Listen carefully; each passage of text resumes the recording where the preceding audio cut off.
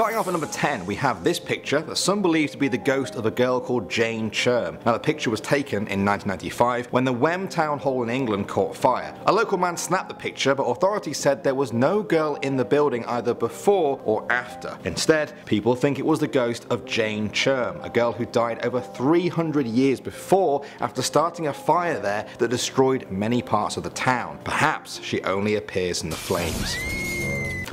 At the number 9 spot now, we have this picture of a ghostly figure scrambling up a staircase. It was taken in 1966 at a museum in Greenwich, England. He thought the picture would just be of the staircase, but was shocked to see what looks like a ghost holding onto the staircase banister with quite well defined looking fingers. Now some people say it was the ghost of a maid who died on that staircase 300 years before. Experts said the photograph negatives showed no signs of tampering. Moving on to number 8 now guys. This picture was taken in 2006 when a photographer was visiting the abandoned Waverly Hills Sanatorium in Louisville, Kentucky. Ghost hunters claim that the image of a woman standing on the right of this picture is that of Mary Lee, a nurse at the facility who hung herself in the hospital. At the time, she was pregnant with a baby of a doctor there who had abandoned her. Alright, we have reached the number 7 spot and we have Freddie Jackson. This picture shows a British squadron in 1919. Now at the very back is said to be the image of mechanic Freddie Jackson.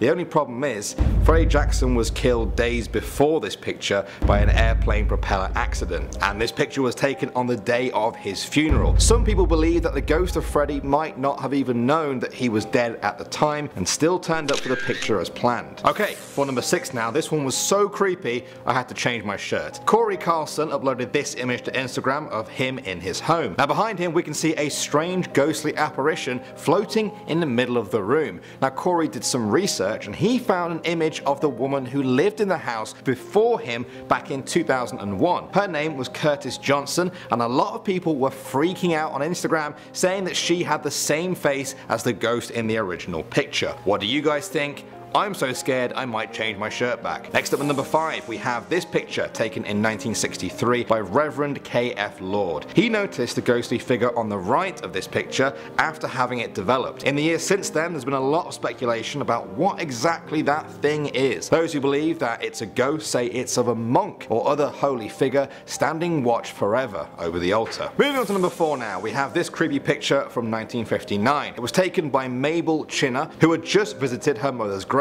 As she walked back to the car, she took this picture of her husband waiting in the front of the car, but also of an unknown figure sitting in the back. The couple said it was the ghost of her dead mother. I'd run if I saw that. Okay, coming in at number 3 now, we have this image from the infamous Amityville house, said to be one of the most haunted in America. While paranormal investigators were exploring it, it was suggested that it's the ghost of John DeFeo, a young boy who was murdered in the house years before. Others say it was just an accidental picture of one of the investigation team. Creepy stuff either way. Moving on to number 2, we have the Pink Lady of Greencastle. This picture was taken at the O'Hare Mansion in Greencastle, Indiana. Before the building was demolished, photographer Guy Winters snapped this image of a translucent figure standing in a doorway just staring at him. Ghost researchers believe it to be the ghost of Vera O'Hare, a family member of the people who used to own that mansion. No tampering was found on the negatives of the picture, but skeptics still debate its authenticity. And finally at number 1 we have a picture of a being known as the ghost of Hampton Court. This image you're seeing now was taken by a surveillance camera as part of a series of frames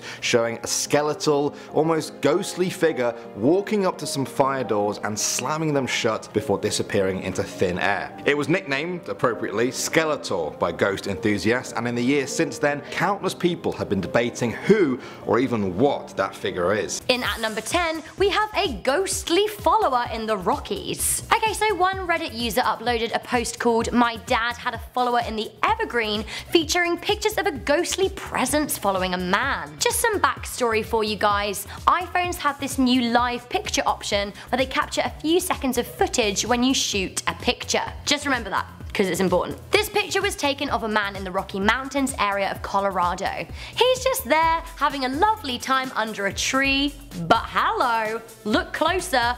Who is that in the grass? If you play the live version of the picture, you can even see a figure walking behind him. The man went back to the same spot after he saw the figure behind him to investigate further. The figure looks like it was walking in long grass behind the man, But when he went back and snapped this second picture, you can see that it isn't really that long after all. Was a ghost actually stalking him the whole time? Maybe. And where are its legs? Next up, let's look at a ghost allegedly caught on film. In at number 9, we have the slamming door ghost.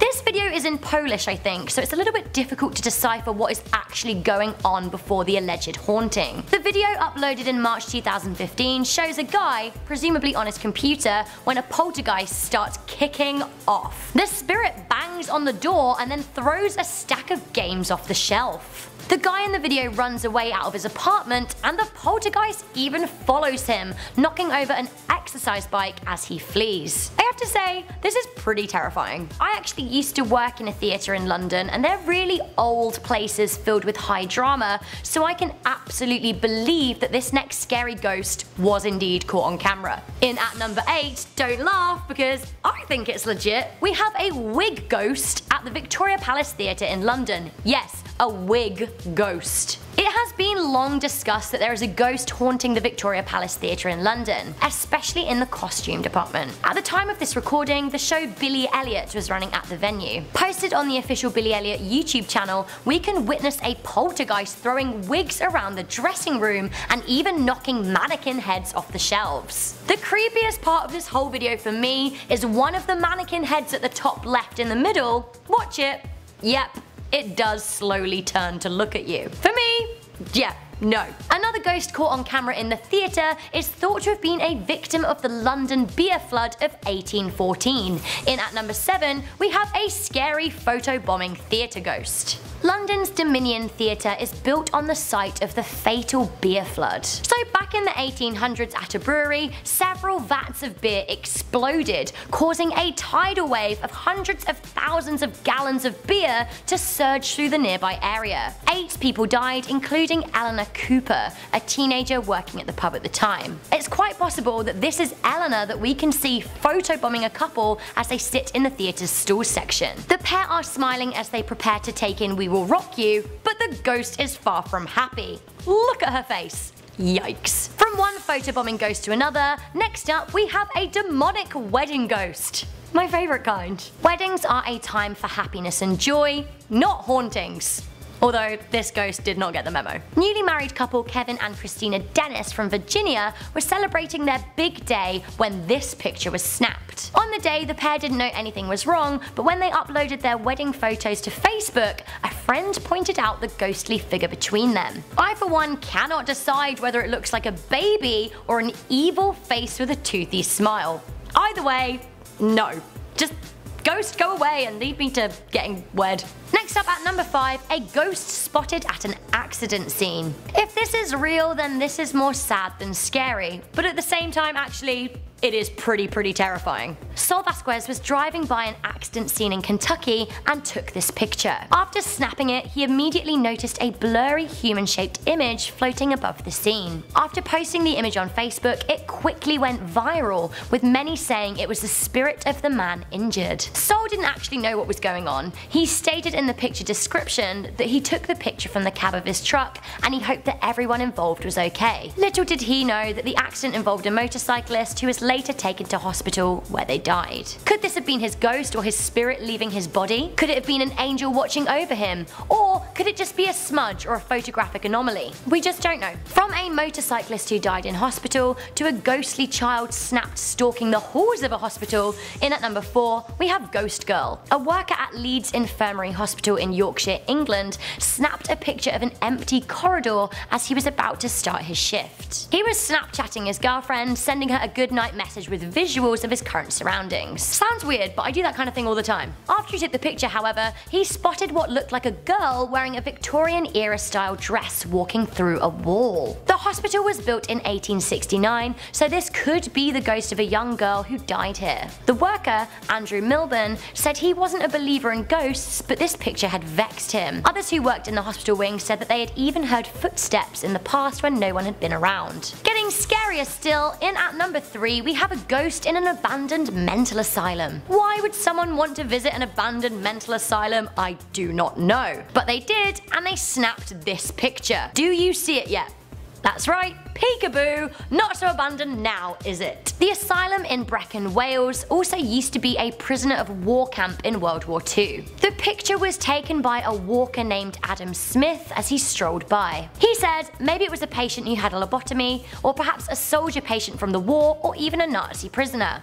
Whatever it was, it certainly gave me a fright. When you zoom in on this picture, the spooky figure looks a lot like the Joker. Way too much like the Joker for my liking actually, so let's just move right on. Creepier still, at number 2, we have Joseph Chancellum's haunted apartment. So there's a guy named Joseph Chancellum who for a while back in 2012 lived in a pretty haunted apartment. Over the course of his stay, he documented some ghostly goings on. He uploaded 8 different videos of his hauntings to YouTube, and haunting number 5 is pretty legit. We see Joseph sleeping while someone, or something, turns a light on in the bathroom, then proceeds to turn the taps on. Sure, it doesn't look fake, but it could be. However, I absolutely cannot argue with his video number 7, where he has simply set up a camera on a tripod in the bathroom, shooting straight at the mirror. We can see what's going on in front, and because of the mirror, we can see what's going on behind. I do not see how this can be faked. The video picks up a tap suddenly turning on,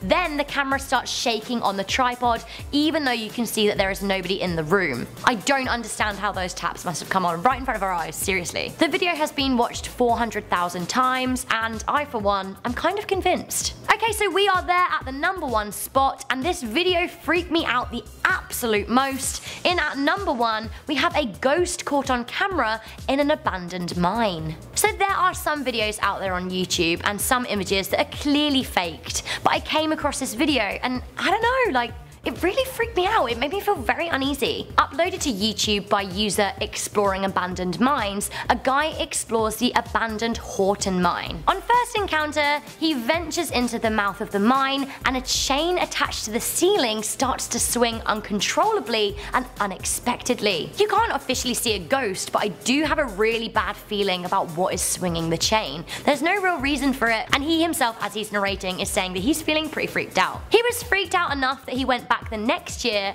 and this one just gets even scarier. He goes to the same abandoned mine, he ventures further in, and this time he hears a voice.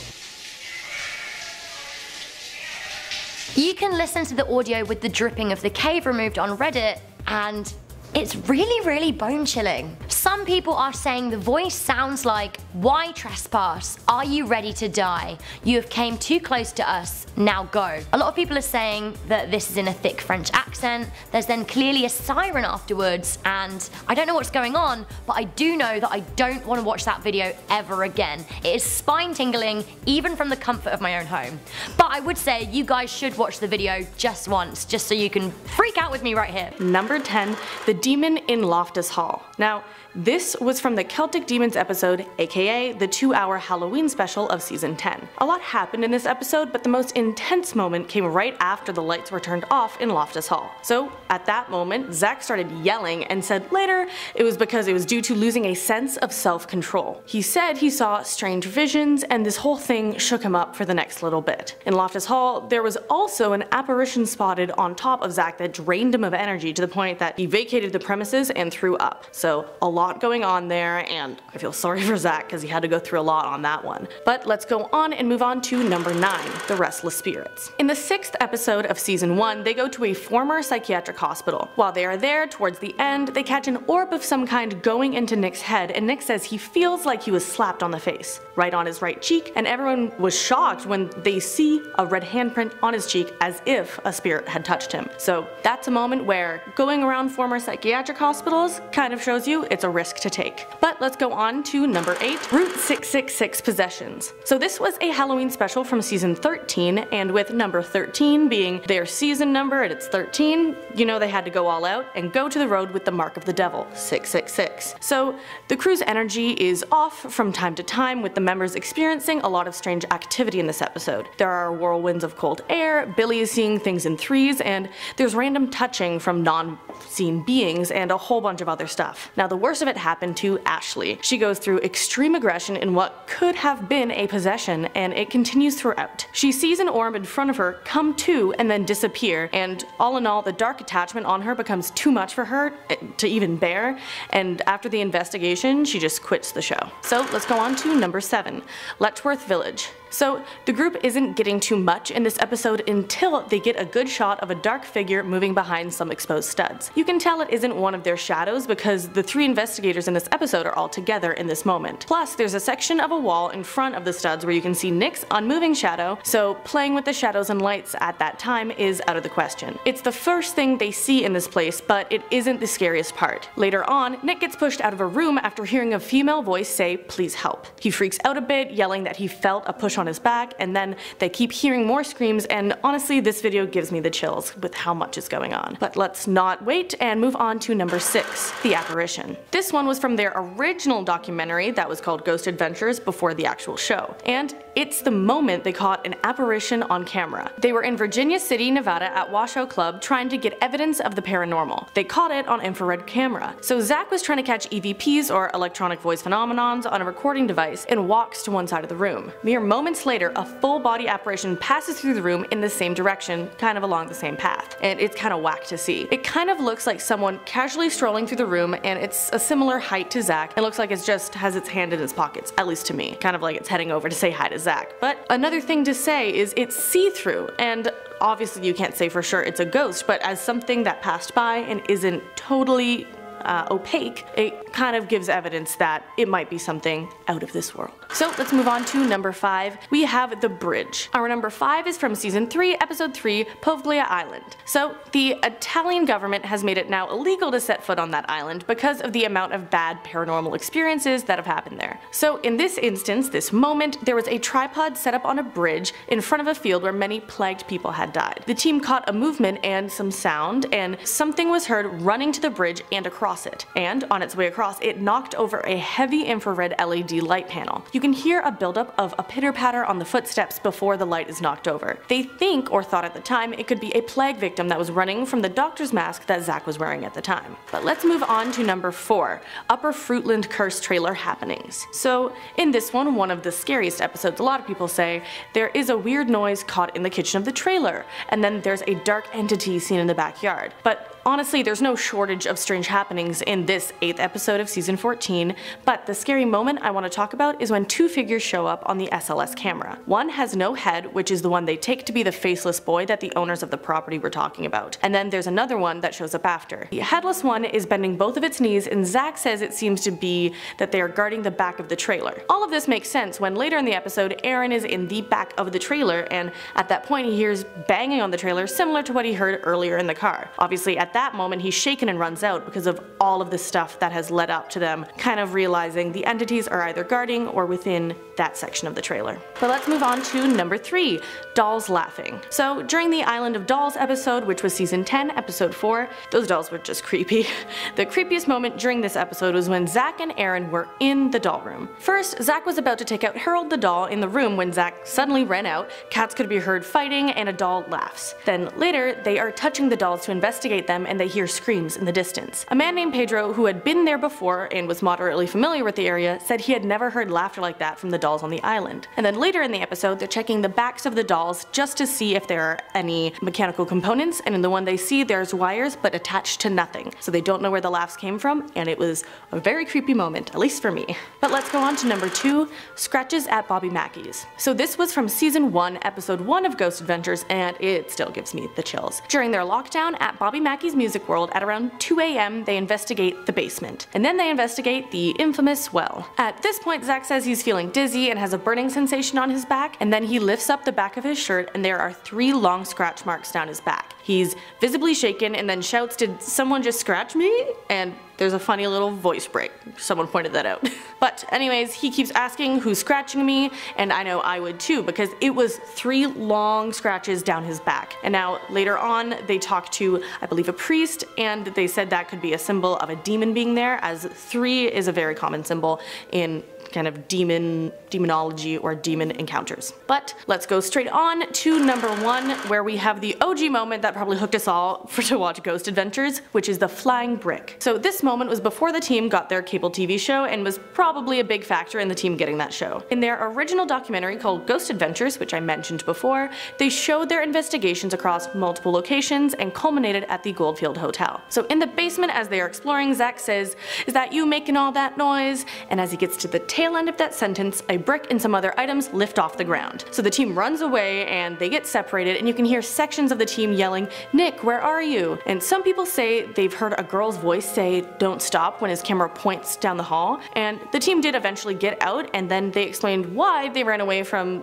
what they had been chasing. They were saying, "Some things are too powerful," or at least that in other words. And yes, when you cannot see what's throwing bricks, I think it's time to know you should get out of there. Coming in at number 10, we have the never-ending battle. Here's the thing, some ghosts die and then they move on. They spend their time dead to reflect on what life really means, and they wonder about whether or not the life they were living was worth anything. Being dead must really change your perspective. But some ghosts refuse to grow and they stay entrenched in their old ways, even though nothing matters anymore because you're dead. Well, that's what a couple of ghosts have chosen to do. There have been reports of a Union and Confederate soldier who appear on Gettysburg Field and just start charging at one another. They don't care that the war is over. To them, this feud goes way deeper than fighting for the North or the South. This goes all the way down to bad blood. Some ghost enthusiasts speculate that these two ghosts have a personal vendetta against each other, and that is why their ghosts refuse to move on. Their unfinished business is with each other.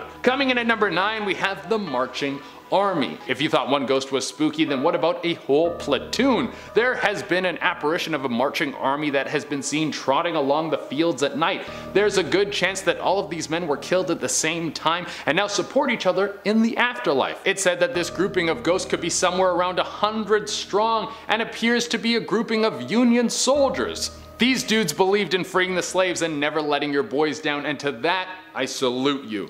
Coming in at number 8, we have the Hotel Dancer. There's more to Gettysburg than just an open field where a massive battle went down. There's also a beautiful hotel, and it turns out that ghosts have decided that they will move in at the hotel. If you choose to stay at the Gettysburg Hotel, be sure that spectral activity won't keep you up at night, because I can promise you there is a lot at this location. One of the most famous is the dancer girl who calls the ballroom home. She has been seen showing off her moves in the middle of the dance floor. Maybe if you're a good enough dancer, you could walk out there and get down with her. I wonder what kind of music she's most likely to dance to. I'm not familiar with the musical hits of the 1800s. Coming at number 7, we have the Headless Captain. This is a classic of the ghost world, and Gettysburg is such a ghost-infested area that it wouldn't feel complete without it. This story was pulled right off of Reddit. Someone who was visiting the field said that they were walking through and enjoying nice weather on a beautiful day. Even though they came to see some spooky happenings, nothing popped up, but that doesn't mean that they weren't going to take some bawling pictures for the gram. So they took some selfies and then they moved on. Later that night, when a Redditor was going through their pictures, it turned out that they got photobombed by a headless ghost.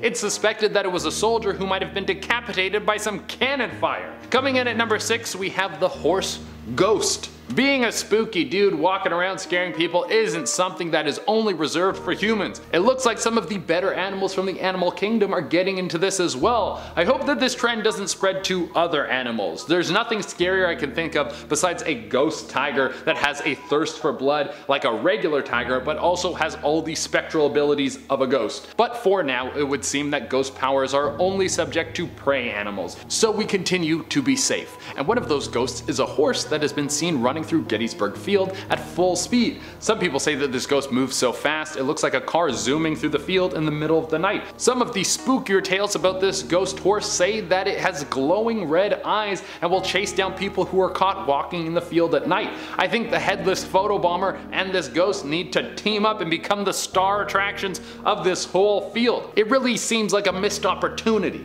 Coming in at number 5, we have cannons and gunfire. One thing ghosts aren't good at doing doing is forgetting how they got killed. Most of the time they will take that moment to the grave. That means if you encounter one of these boogeymen, they might reenact how they died. That's kind of funny because there are people who love to reenact the Civil War in real life. These ghosts are like, let me show you how it's done. Well, if that's what you're looking for, you're in luck. Some people who have visited the field claimed that they've heard the loud blast of a cannon when no one else is around. People will sometimes even smell smoking barrels from a gun or the stench of a freshly fired cannon. These ghosts really need to chill. I understand that it might be fun shooting off a cannon, but I don't think my ears and heart would enjoy a cannon being fired right next to me. Coming in at number 4, we have the Daniel Lady Farm. Here's a surefire way to turn a farm into a ghostly hotspot. Make it a hospital during a brutal war. The Daniel Lady Farm was a hospital for the Confederate soldiers during this brutal war, and while a few of the men taken there were patched up and then sent back out to battle, many of them were sent there for their last moments. Thousands of men saw the bright light and then didn't move on to the other side while fading away in the barn. Now their spirits are tormented with the thoughts of abandoning their men, and they're still roaming the farm trying to find some sort of resolution. Coming in at number 3, we have the Black Cat. There's a good reason why some people say that black cats are bad luck. I mean, don't get me wrong, some of them are cute as hell and just want to be your pal, but there are other ones that are straight up demons. There has been reports of a black cat that has been seen walking around Gettysburg Field. People say that if you see it and don't follow it, it will eventually vanish and never return. But if you are a cat lover, this little dude will use your soft heart against you. The people who chase this little dude down to give him a nice pat will encounter something much more horrible. People have said that it leads them to some sort of demonic entity. It has been described as a towering shadow, and getting close to this thing gives the person an overall feeling of doom. This cat might be like some sort of lure, like an anglerfish, using something tempting to draw a person in so it can feast on them. This shadow being is thought to be the combined dread of every person who died at this field. All the negative energy has been compounded into one evil being. Coming in at number 2, we have the Weeping Woman. Not everyone who lost their life at war was a victim of gunfire or bayonets. Some of them were caught in the crossfire. There have been several reports of a woman who has been seen walking around crying. She has been heard yelling out the name William and is often seen kneeling in the dirt. It's speculated that she could be the ghost of a woman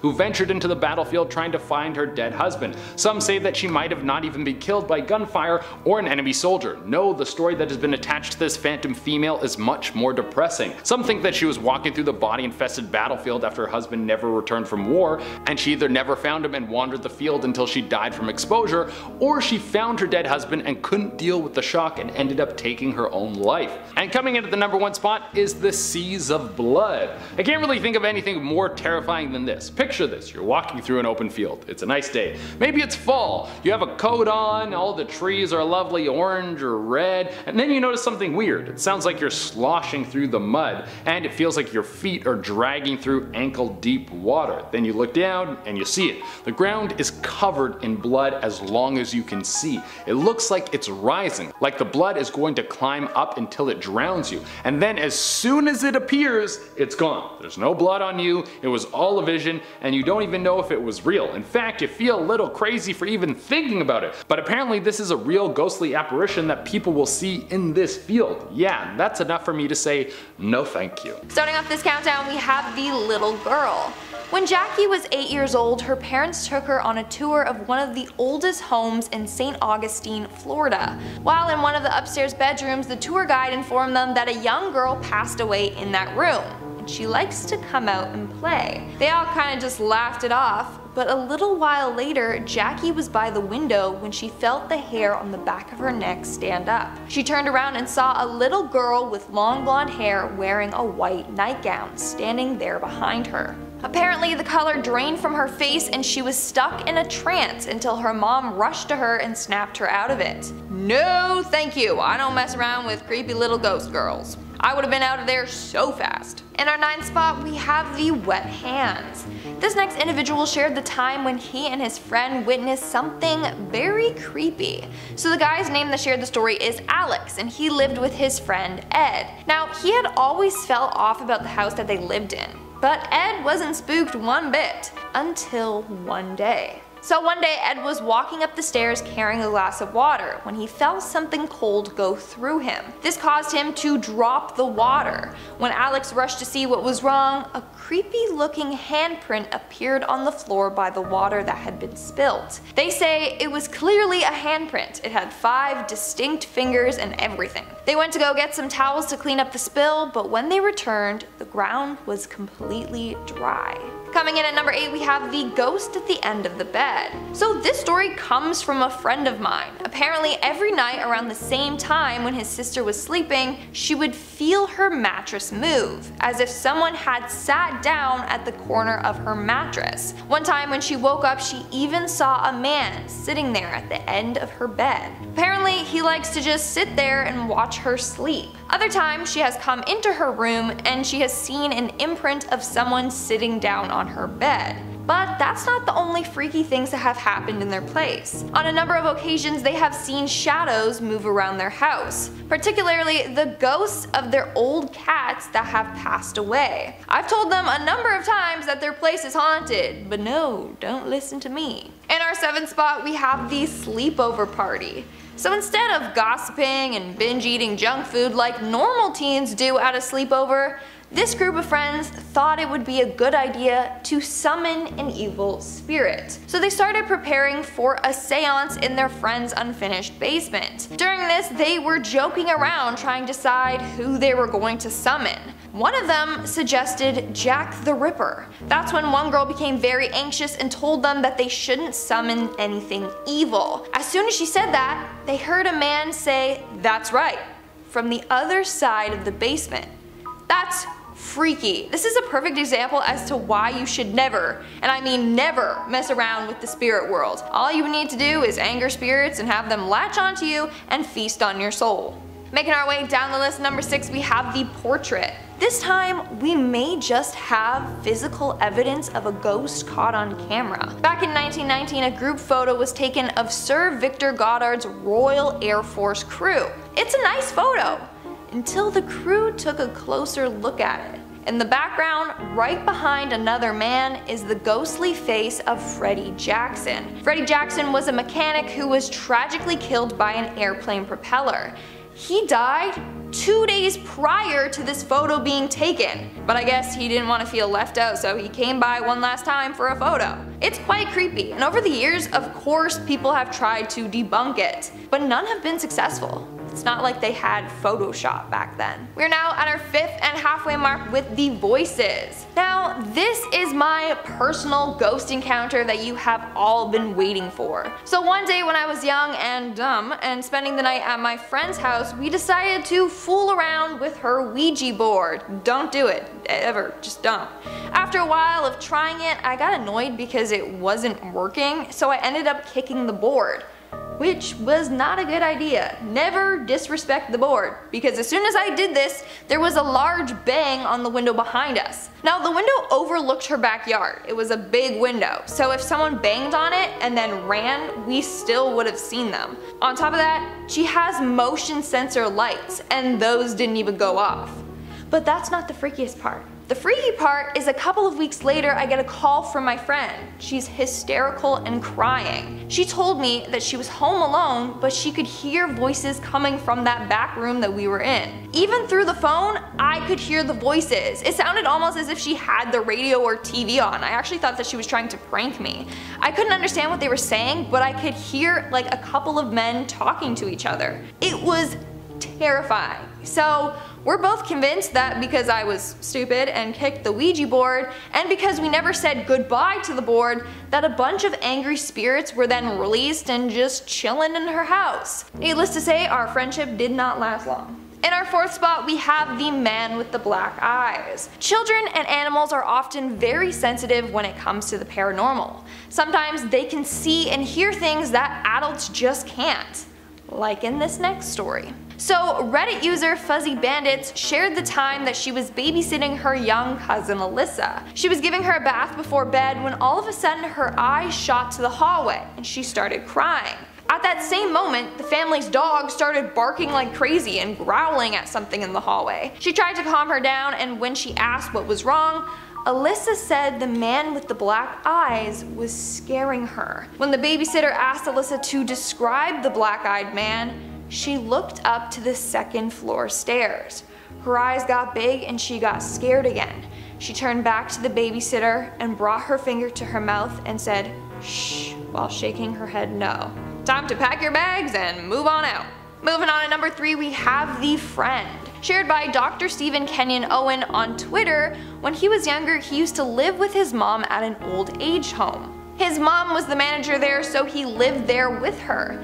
And since he was spending so much time there, he got used to some of the old people living there, and would often talk to them. One day Stephen and his friend were out chatting with an old female resident there. When they were done, they said their goodbyes and headed off. But his mom overheard them talking to someone and asked who it was they were speaking to. They told her, and that's when the mom's face went extremely white. The woman they were talking to died 2 days prior.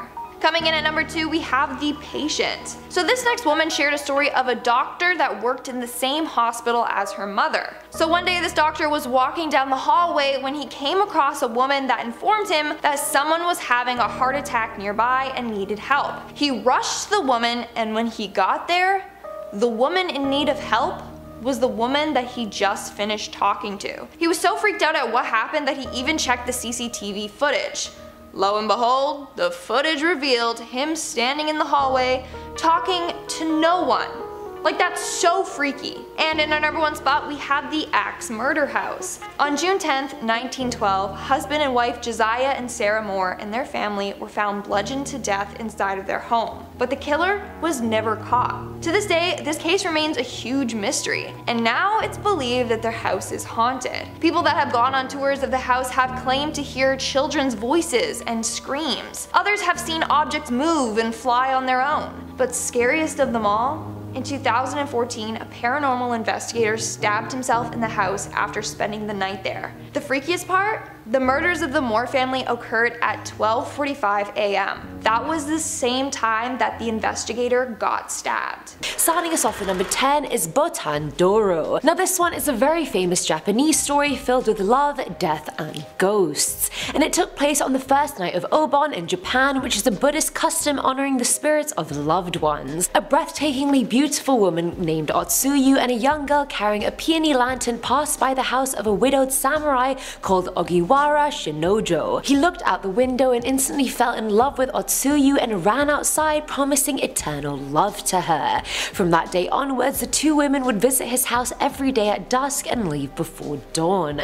One of the samurai's elderly neighbors started witnessing this and got suspicious and peeked into Ogiwara's house to find him in bed with a skeleton. The man ends up warning the old samurai, who consults a Buddhist priest who tells him he has to resist this woman, otherwise he's in grave danger. The priest places a protection charm on Ogiwara's house so the woman can't enter it, but the next day she visits, she calls him from outside the house and he just isn't able to resist. He goes out to her and she leads him back to her house, which is actually a grave in a temple. The next morning, his dead body was found intertwined with a woman's skeleton. Coming in at number 9, we have a woman scorned. You guys know how the saying goes, hell hath no fury like a woman scorned, and I reckon that's completely accurate. Now back in the day, a boy that used to go to Arkadelphia Methodist College ended up falling in love with a girl that went to a nearby Baptist university. Ah, the cross-religious love affairs. I feel like those never used to end well back in the day, but that's mostly because of the couple's parents, not the couple themselves. Either way, the boy's friends convinced him it wasn't going to work out because of their religions, so in an attempt to get over her, he asked another girl to his homecoming dance. When she found out he was taking someone else, she was so distraught and heartbroken, she ended up committing suicide. Even though the boy didn't even love this other girl, he was just trying to distract himself, and I mean, aren't we all when we get dumped or are heartbroken? The Methodist college he went to is present-day Henderson State University, and students there dub the girl the Black Lady. Every year around the time of the homecoming dance, she wanders around the halls of the women's dorm looking for that girl who stole her lover from her. Honestly, I'd do the exact same thing if I was her. Probably not the commit suicide part, but very much the haunting and looking for the girl who stole my man. Better steal my man. I don't think so. No one's stealing my man. You know what I mean? At number 8 we have the headshot. I feel like when we're in our teens we feel love so much more dramatically and deeply. Like anyone I dated in my teens, I was like, I'm going to marry this boy, and anytime we broke up I would actually be utterly crushed because I was like, oh my god, I lost my soulmate, how am I ever gonna get married now? I'm just not. Either way, got over that. Having said that, back in 1864 a 19-year-old boy fell in love with a woman a lot older than him. She refused to marry him because of their age difference. He was so heartbroken he shot himself in the head in his bedroom, which happened to be in the governor's mansion. For years after his death, no one would step foot or sleep in his room because they would always hear banging sounds coming from inside of it anytime they'd come close to the door. His room ended up getting sealed off after the Civil War but was reopened in 1925. It's said that even till this day people can hear his muffled cries coming from inside the room. See, it's not just boys who are trash, women are trash too. We are both equally trash. Filling our number 7 slot is the Forever Wait. A former Santa Clara house, now turned restaurant, is said to be haunted by a woman who plans on waiting for her man forever. Decades ago, a resident of the house had an affair with a businessman in town from San Francisco. He had to go home but promised he'd be back very soon. Weeks passed and the woman found out she was pregnant with his child. Overjoyed, she couldn't wait to tell him, but weeks turned into months. Completely heartbroken and unable to care for this baby on her own, she committed suicide before she could give birth to it. She hung herself in the house's attic, and that was the end of that. Customers at the restaurant now claim they've seen her ghost wandering around the upstairs area of the restaurant, just staring at the window waiting for this man to come back to her. And plot twist, I'm sorry honey, he's probably never coming back to you. I'm sorry.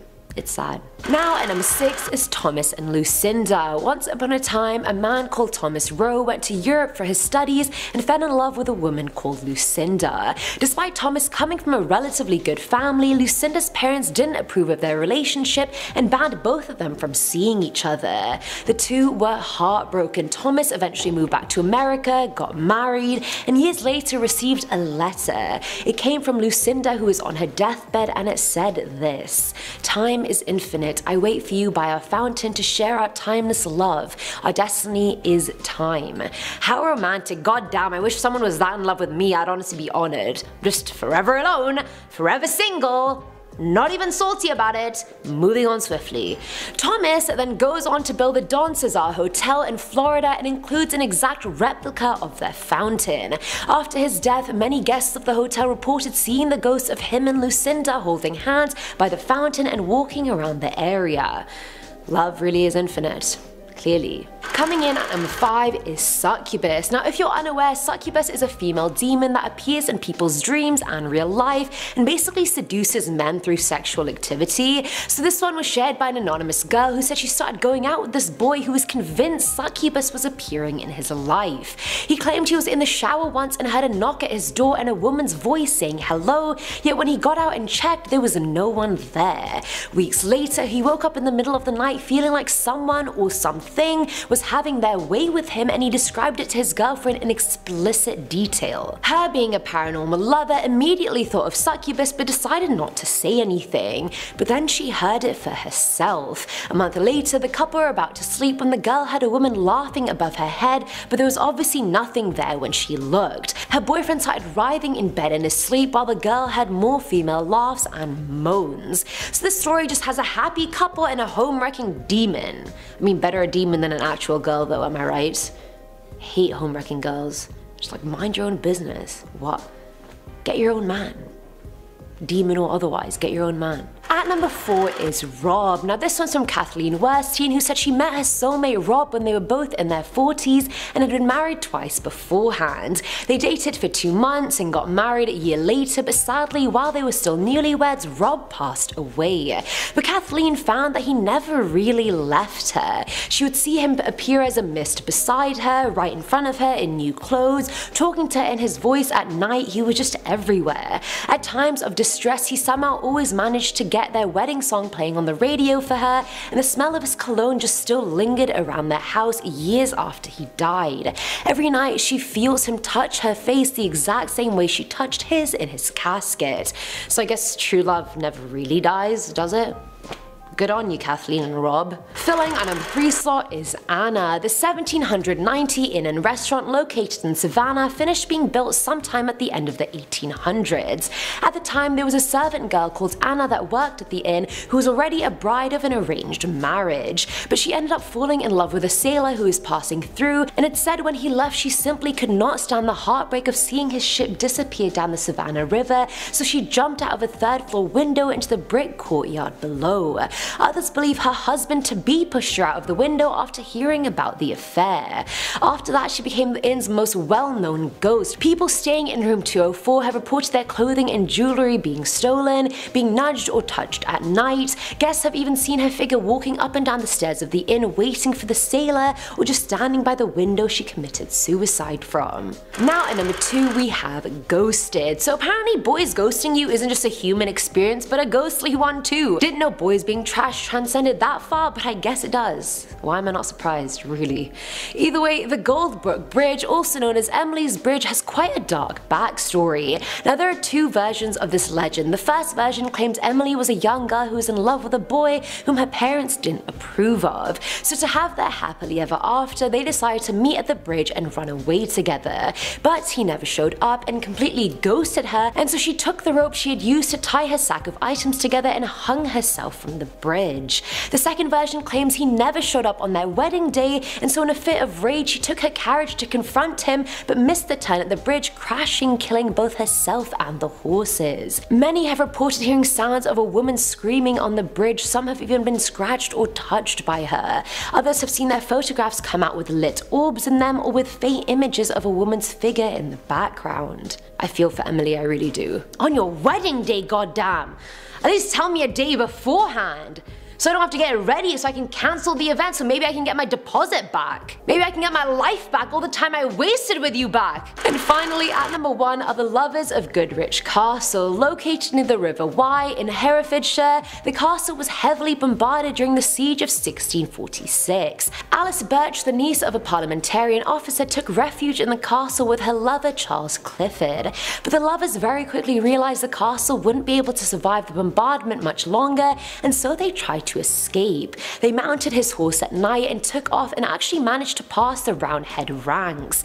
But when they got to the River Wye, they didn't realize the storms caused it to swell, making the torrents dangerous and the crossing lethal. Now as they tried to cross the river, the horse lost its footing and the couple was swept away to their deaths. Their plight was clearly so desperate that their ghosts never really left the castle or the banks of the river. People have seen them urging a phantom horse into the river, and others have just seen a couple staring out from the ruins of the castle. Alright, coming in at number 10 we have the mystery of the mannequin boat. Following the Category 5 Hurricane Irma in 2017, a ghost ship washed ashore on Melbourne Beach in Florida. Mysteriously, the ship was intact, surviving the intense storm. Named Cookie, the 45-foot sailboat seemed to have traveled hundreds of miles before being washed up on the beach. No living soul was found on board, but 2 mannequins were found below deck, having survived the ordeal unscathed. What they were doing on the ship and what happened to the captain, sadly, we just don't know. Coming into number 9, we have the anonymous Jiang Seng. In March 2006, a slightly rusty ghost tanker ship was found off the coast of Queensland in Australia. She had a broken tow rope, which suggests that she was being towed by another boat and at some point broke loose. There was nobody on board when the Jiang Seng was discovered, but no signs of damage or piracy were visible. At first, sea officers thought the boat had simply got loose and were waiting for someone to claim it. When nobody did, they ran extensive searches of registered ships, but the boat had never been registered. When they checked the ship's engine, it was inoperable. Other than being identified as Jiang Seng, nobody knows where the boat came from. An Australian Customs Service spokesman said, "It really is a bit of a mystery, I'll say." Coming into number 8, we have the mystery of High Aim 6. On January the 8th, 2003, a Taiwanese vessel, the High Aim 6, was found drifting in Australian waters. More in Australia, what is going on? When the ship was broached, there were no souls aboard, yet weirdly, there were no signs of distress. The boat was tugged to shore in Broome, Western Australia, where a forensic investigation took place. However, no signs of the crew were discovered. All that was discovered were 7 toothbrushes and a cargo full of rotting fish. The boat's owner was contacted and he said he last spoke with the captain in December of 2002. One crew member, an Indonesian man, was later tracked down. Now, he didn't provide many details on his survival, but he did say that both the captain, Chen Tae-cheng, and the ship's engineer, Lin Chung-lee, had been murdered. My goodness. Perhaps there was a mutiny on board, or there was a hidden motive, but nobody has ever been able to fully explain it. Australian smuggling specialist Craig Kennedy said, "I've been working with boats all my life and I've never seen anything like this. It's a bloody mystery." Sadly for the boat, it was later sunk off the coast of Broome. Coming into number 7, we have the SV Resolven. The Resolven was a Welsh merchant brig that was found abandoned between islands in Newfoundland by crew of the nearby HMS Mallard. Now this all went down in August 1884. The drifting ship was in a fine condition, and initially the Mallard signalled to see if the crew were okay. When they didn't get a response, they boarded the ship to find the gallery fire was lit and food had been laid out on the tables. The only thing was, there was no one to eat it. The ship had been completely abandoned. The ship's lifeboat was gone, as was the captain's stash of gold, leading some people to think that, you know what, maybe it was a mutiny. The most agreed narrative is that the crew mutinied, however that doesn't explain why the stove was lit and food was laid out and never eaten. It seemed like people jumped off the ship in an absolute hurry. Now the 7 crew and 4 passengers were never found, nor was any trace of the missing lifeboat.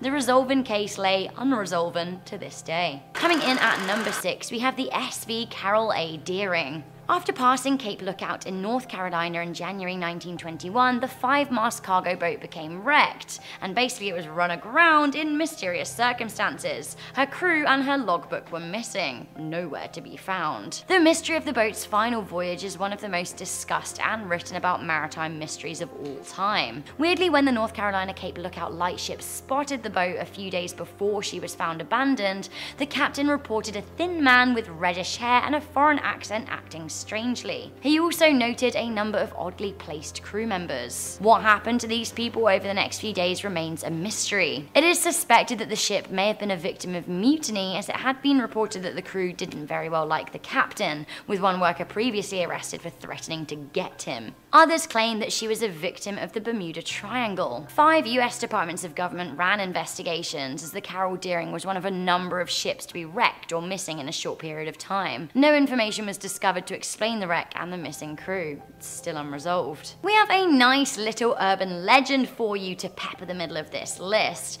We have the ghostly galleon of Chapel Cove coming into number 5. I am a sucker for a good ghost story, especially when it involves pirates and treasure. In 1895, an abandoned ship dubbed the Ghost Galleon was reported off the coast of Chapel Cove in Newfoundland, a place I've categorically always wanted to visit. Now, this Spanish galleon was said to have been blown off course in the early 1700s and taken over by pirates. The pirates were said to have dispensed with the crew and took the treasure the Spanish ship was hoarding for themselves. Now, according to legend, they buried some of it in Chapel Cove. Now, newfies watching, don't be tempted to go and look for it. It is said that those who go in search of the gold will see a vision of the ghostly galleon and be visited by its dead pirates who aim to kill. Yikes. Coming into number 4, we have the SS Valencia. In January 1906, the SS Valencia was found wrecked off Vancouver Island in BC, Canada. The ship was struck. It had hit a reef in bad weather. Reversed, the crew noticed a large gash in the hull, so they ordered her to run aground to prevent her from sinking. She was stranded on rocks in horrible weather and separated from the shore by 50 meters of choppy water. 6 out of 7 lifeboats were immediately deployed against the captain's orders. 3 flipped while they were being lowered, 2 capsized when they were in the water, and 1 disappeared altogether. 2 groups of survivors made it off the boat, one in the final lifeboat and one by facing the tides and swimming. Of the 56 crew and 108 passengers, 136 people died as rescue teams struggled to get to the wreck. The survivors' awful tales of the ship floundering have marked history. Strangely, as the ship slowly sank, crew of the rescue rescue ship, the city of Topaga, reported seeing the shape of the Valencia in the black exhaust. Reports of 8 skeletons dead in a lifeboat stuck in a cave emerged. Some people even say they saw lifeboats being manned by skeletons rowing in the water. A phantom ship was later spotted by sailors sometime after the sinking. Some even reported human figures holding onto the ship's rigging. Even weirdly, 27 years after the disaster, one of the lifeboats from the Valencia was found adrift in good condition. What happened to it over the past 3 decades, nobody knows. Coming in at number 3, we have the mystery of the Mary Celeste. The Mary Celeste is one of the most discussed abandoned ships of all time and a key player in maritime folklore. The real-life story goes that in November 1872, the merchant ship set sail from New York. A month later, the boat was found near the Azores Islands, completely abandoned but in a seaworthy condition. Now, this seemed to rule out bad weather playing a role in the mystery. The ship was filled with a cargo of alcohol and had food and water supplies for 6 months. Again, this seemed to rule out pirates. Inside the boat, there were no signs of struggle or a fray. The ship's lifeboat was missing and the crew were never seen again. Now, this included the revered Captain Briggs and his family. Mutiny was considered as a possibility, but seemed unlikely given the ship's condition. Other theories included foul play by a giant squid and the Bermuda Triangle, or a curse of a paranormal going on, ghosts. The case of the Mary Celeste was so intriguing at the time that it has been frequently mentioned in literature and pop culture. Coming into number 2, we have the Sao. In February 2016, the private yacht of Manfred Fritz Badgerat was found floating adrift in the Philippines. Sadly, the vessel's captain and owner, Mr. Badgerat, was found slumped dead at his desk in the boat. But this is where things get very strange indeed. Badgerat's body was found mummified. Now, people presumed this mummification happened as a result of sea conditions, basically dry and salty air and hot temperatures, which is creepy but explainable. This kind of coincided with the rumor that the German national had been missing since 2009. In the cabin, a letter to his wife who died in 2010 was found, which added to the mystery. Now, his mummified body was found near the boat's telephone system, suggesting that he was perhaps trying to make a final desperate mayday call. The plot thickened still when coroners who performed his autopsy said that he'd only been dead for little over a week. How can we explain his lengthy absence and the fact that his body was mummified? There is almost no way that that could have happened in a week. Now, there are photographs of the state that his body was found in, but we can't show you them in this video. If you want to see them, you can Google them, but I have to warn you, it's not very pretty. Finally, coming into number 1, now this kind of shakes me to my very core, we have the North Korean death boats. Each year it seems that scores of derelict ghost boats wash ashore in Japan. A number of these are thought to be as a result of poor equipment, leading to North Korean fishermen getting lost at sea and succumbing to the elements.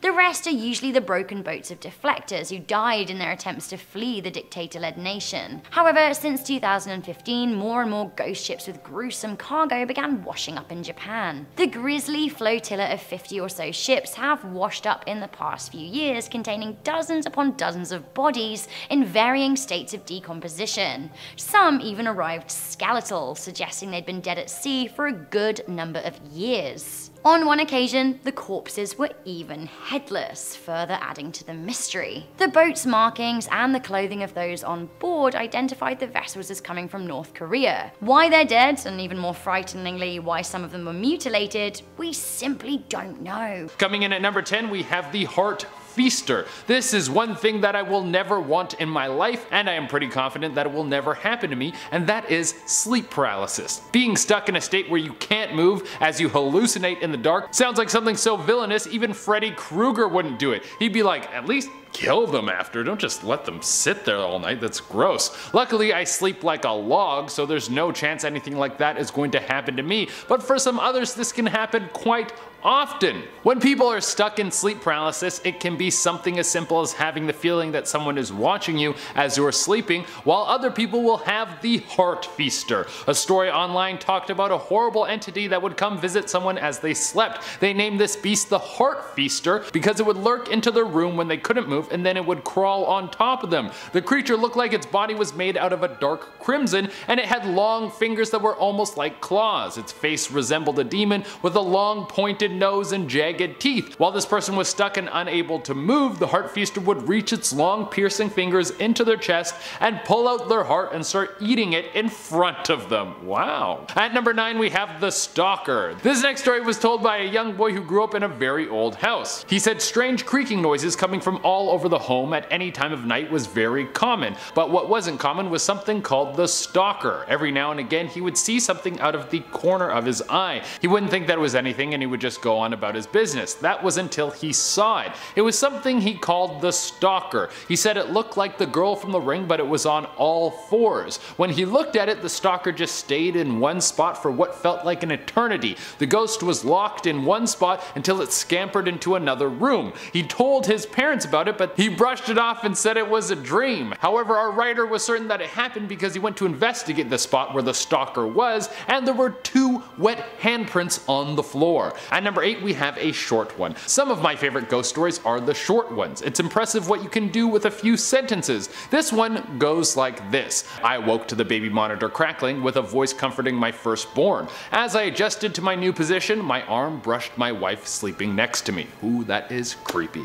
Coming in at number 7 we have imaginary friends. You would be surprised how many kids have imaginary friends that end up being ghosts. In fact, I did a multi-part series on Most Amazing Top 10 all about this. One of the most horrific stories I read about this was a young boy and girl used to have the same imaginary friend. It was just a voice that they would hear. It kept telling them to go into the woods behind their home. They would just ignore it and they really didn't think much of it. In fact, they didn't even know that the other sibling was hearing the voice until they brought it up with each other years later. The scariest part about this was when their younger sister, who was just old enough to talk, started saying that she could hear a voice that told her to go play outside in the trees. Ho ho. Coming in at number 6 we have glowing eyes. A girl was walking home late one night and she can feel something is off. She's not sure what it could be, but she knows she doesn't feel safe. She looks back over her shoulder and she sees a tall man in a trench coat who seems to be swaying side to side as he walks towards her. He's about 30 feet away and she can't make out his face except for a massive grin.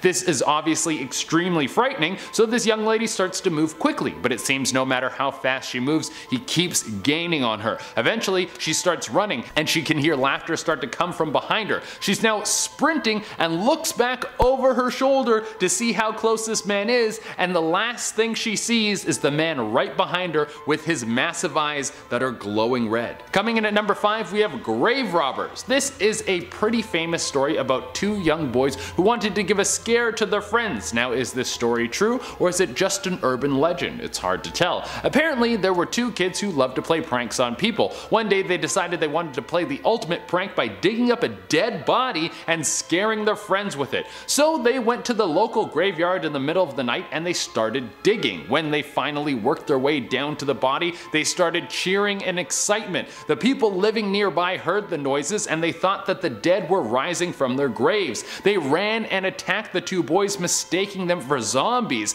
They were both killed and now their ghosts haunt the graveyard. Coming at number 4 we have voodoo priestesses of New Orleans. New Orleans has a long history of voodoo, and apparently there are people who live out in the bayou who have found a way to communicate with the dead. They will talk to the spirits of the dead who have been left to walk the earth without anyone to listen to them. Because these voodoo practitioners have spent the time learning how to talk to spirits, they can command power over them. They can use the dark magic of the dead to cast spells on people, bringing them misfortune. That really sounds like it sucks. Coming in number 3 we have another short one. Alright, we have room for one more short scary ghost story before I hit you with the top 2. I think this one might be my favorite short ghost story of all time, and it goes like this. My daughter won't stop crying and screaming in the middle of the night. I visit her grave and ask her to stop, but it doesn't help. Oh, that gives me goosebumps. Coming in at number 2, we have My Friend in the Basement. A young girl who is about 5 years old moves into a new home with her mom. The two of them love the place, but the mother notices something strange about her daughter. She spends a lot of time in the basement, talking and laughing like there's someone there. Sometimes she'll walk down to check on her to see who she's talking to,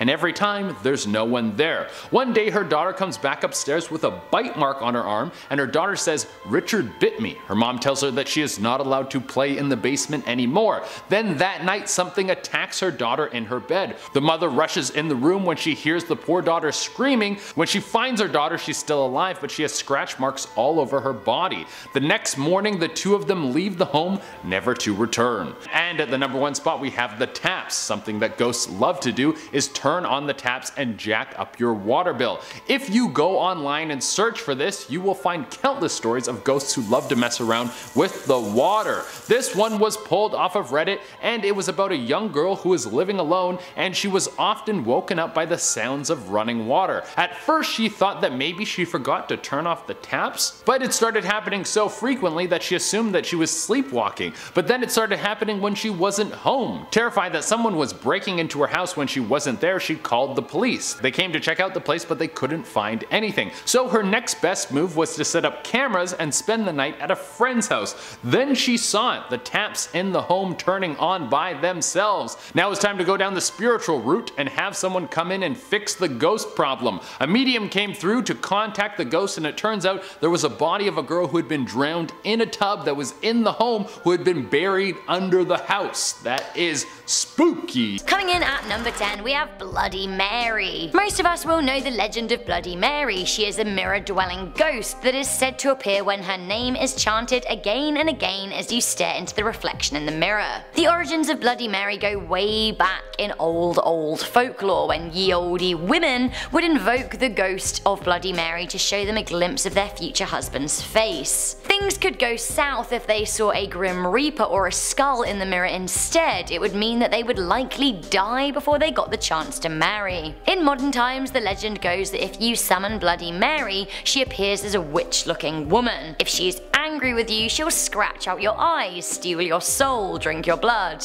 all of the dark stuff. I'm sure you'll know loads of people who played Bloody Mary as a kid, and maybe they got freaked out and convinced themselves that they saw something, but honestly, I never heard of anyone actually getting their eyes scratched out. The mirror ghost is a popular urban legend across the world. In Japan, they have something very similar in the form of Hanako-san. Coming in at number 9, we have the Ghost Pushers of Gravity Hill. In almost every ghostly urban legend video I have done, especially those in the United States, there has been a phenomena of a car being pushed up a hill by some kind of otherworldly being. This story tends to involve a car accident in that very same spot and helpful ghosts who want to save you. One example of the legend will be, say, on a rail track. The legend will say that in this very spot 37 years ago, a bus filled with kids died when it got struck on the tracks. Now, if you park the car there these days and wait, your car will miraculously be pushed over the tracks by helpful tiny dead kid hands. Creepy. Too far?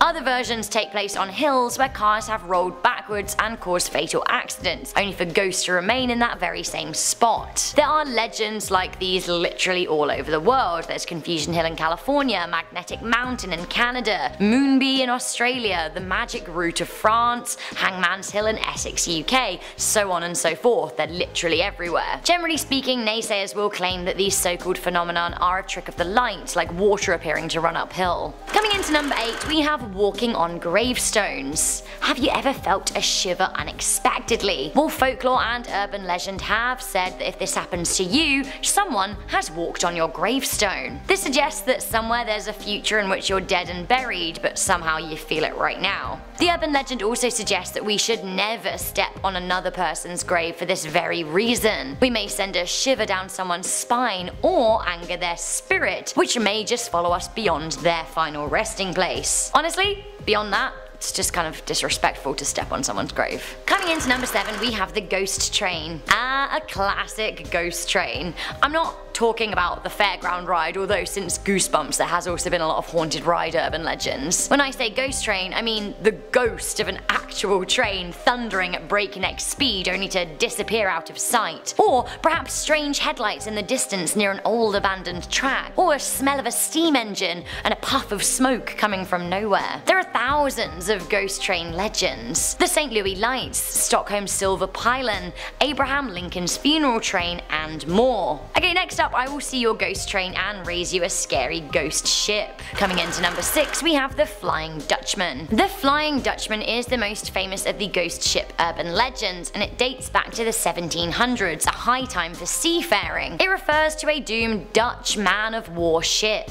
Tales of the Flying Dutchman are ingrained in seafaring lore, a lot like that of the Kraken. Many sailors have reported seeing a phantom boat emitting a bright light on a stormy night, and it is a bad omen for seafarers. It's become a very loathsome superstition. The Flying Dutchman has regularly been spotted, famously once by King George V of the UK. Some say that they've spotted the ship in the air, hence the name the Flying Dutchman. Explanations include mirages, looming refraction, and simply hallucinations from fatigued sailors. Ooh, I love number 5. We have a theatre ghost. There's always a blooming theatre ghost, isn't there? Old theatre buildings absolutely always come replete with a ghoul. Is it because of the high drama of the theatre? Does it leave an imprint on the building? Or is it because imaginations are high in theatrical settings? Usually urban legends of theatre ghosts go as such: the spirit of a former performer who either died on stage or in a brawl at stage door haunts the theatre for the rest of time. The ghost is seen by actors on stage as they look out to the audience, or they're felt by patrons who sit down,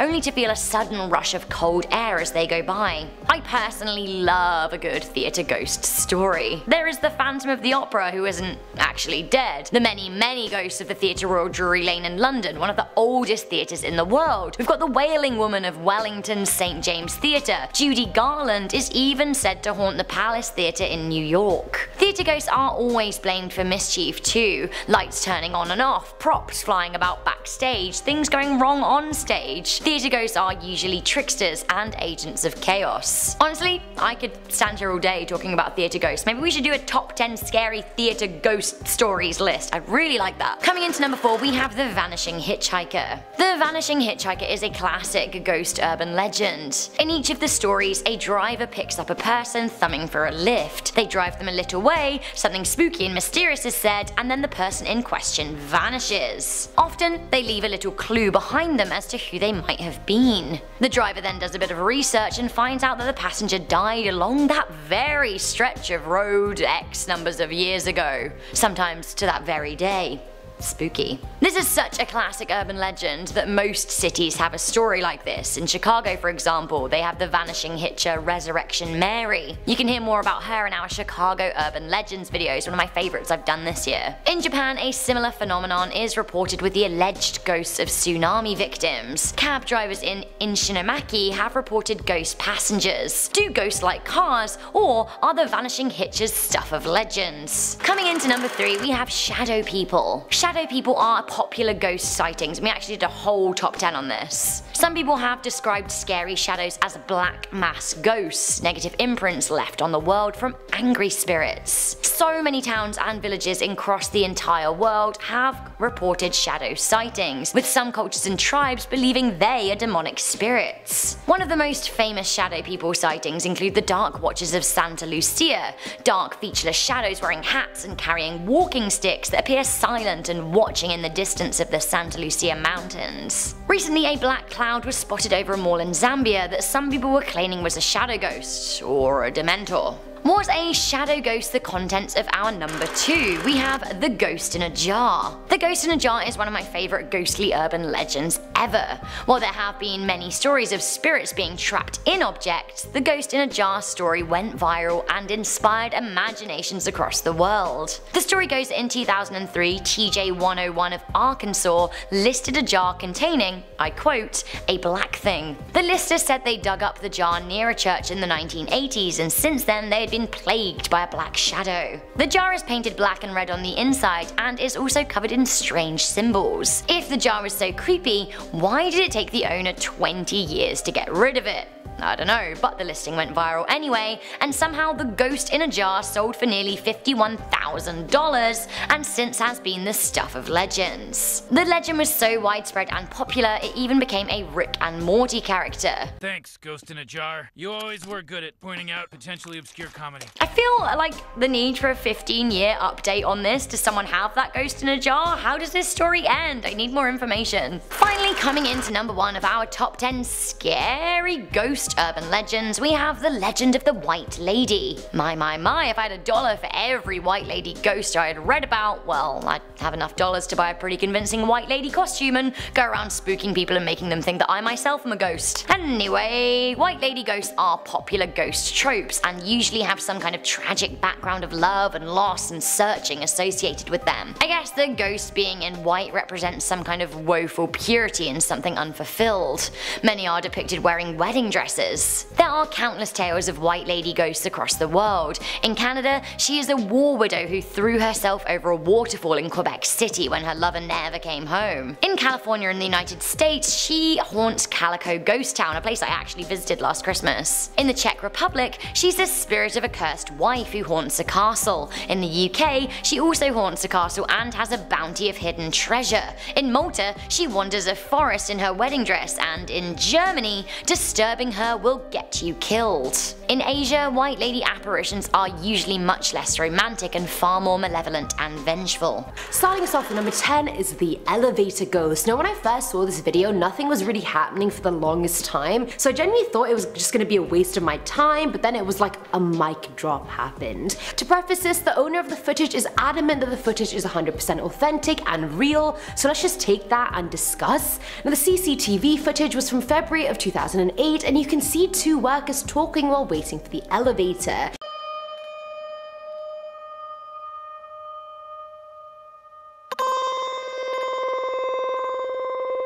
They eventually get into the elevator and talk some more, you know, can't believe we're working overtime again, doesn't the boss suck, I didn't even get a Christmas bonus this year, etc, etc, you know how it is. And mind you, while they're talking, both guys are leaning against a little railing in the elevator. They reach their floor and they both leave, but as the one on the left lets go of the railing to leave, you see this white ghost zombie figure that is left behind, almost like the man was standing in the ghost, or vice versa.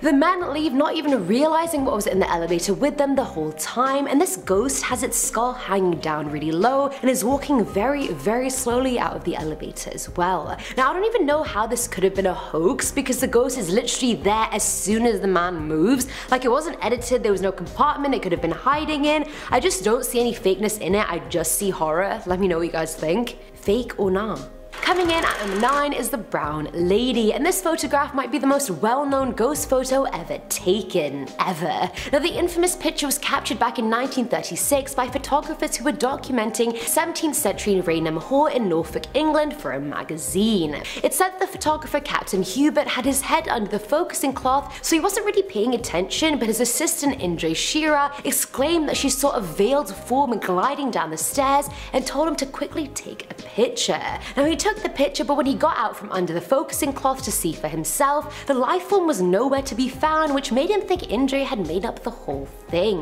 But when the photo got developed, it was so very clearly in the middle of the staircase that it's actually astonishing. A full white pale shadow of an apparition that people think is Lady Dorothy Townshend. Dorothy died in the early 1800s from chickenpox, but other stories circulated saying her husband locked her in a bedroom forever because she committed adultery. That is a saucy story for a saucy ghost. At number 8 we have CCTV footage. So back in 2014 in New Mexico, surveillance footage at a police station revealed what appeared to be a ghost gliding along from the right side of the room to the left.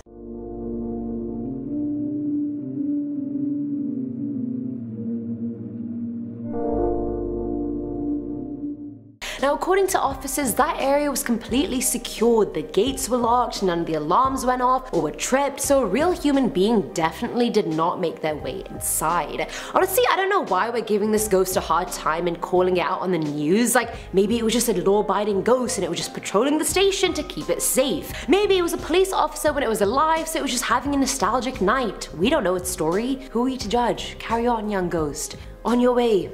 Do what you were doing. Carry on. Shoo. Filling at number 7 slot is the baby crib menace. Back in March of this year, a couple based in Michigan captured a blurry pale spirit form of some kind moving past their daughter Lily's crib. The footage caught on the baby monitor literally shows a white pale figure gliding past, and the couple even claimed that Lily sustained unexplainable scratches on her body after the incident, which they obviously blamed on the ghost. Like, nah, B, if a ghost is terrorizing my kid, you bet I would go ghost hunter on its ass and literally find a way to banish it into the ether, back into the afterlife, back to whatever hell it escaped from. Not on my watch, Casper. You ain't getting my kid. No, no. Now at number 6 is Lord Cumbermere. Amateur photographer Sybil Corbett set up a camera at the Cumbermere Abbey Library located in Cheshire, England. She took an hour-long exposure while the funeral of her brother-in-law Lord Cumbermere was happening 4 miles away. Now the Lord had died in a riding accident and was being buried simultaneously, but somehow when the photos were developed, an apparition can be clearly seen sitting on the seat in the photo,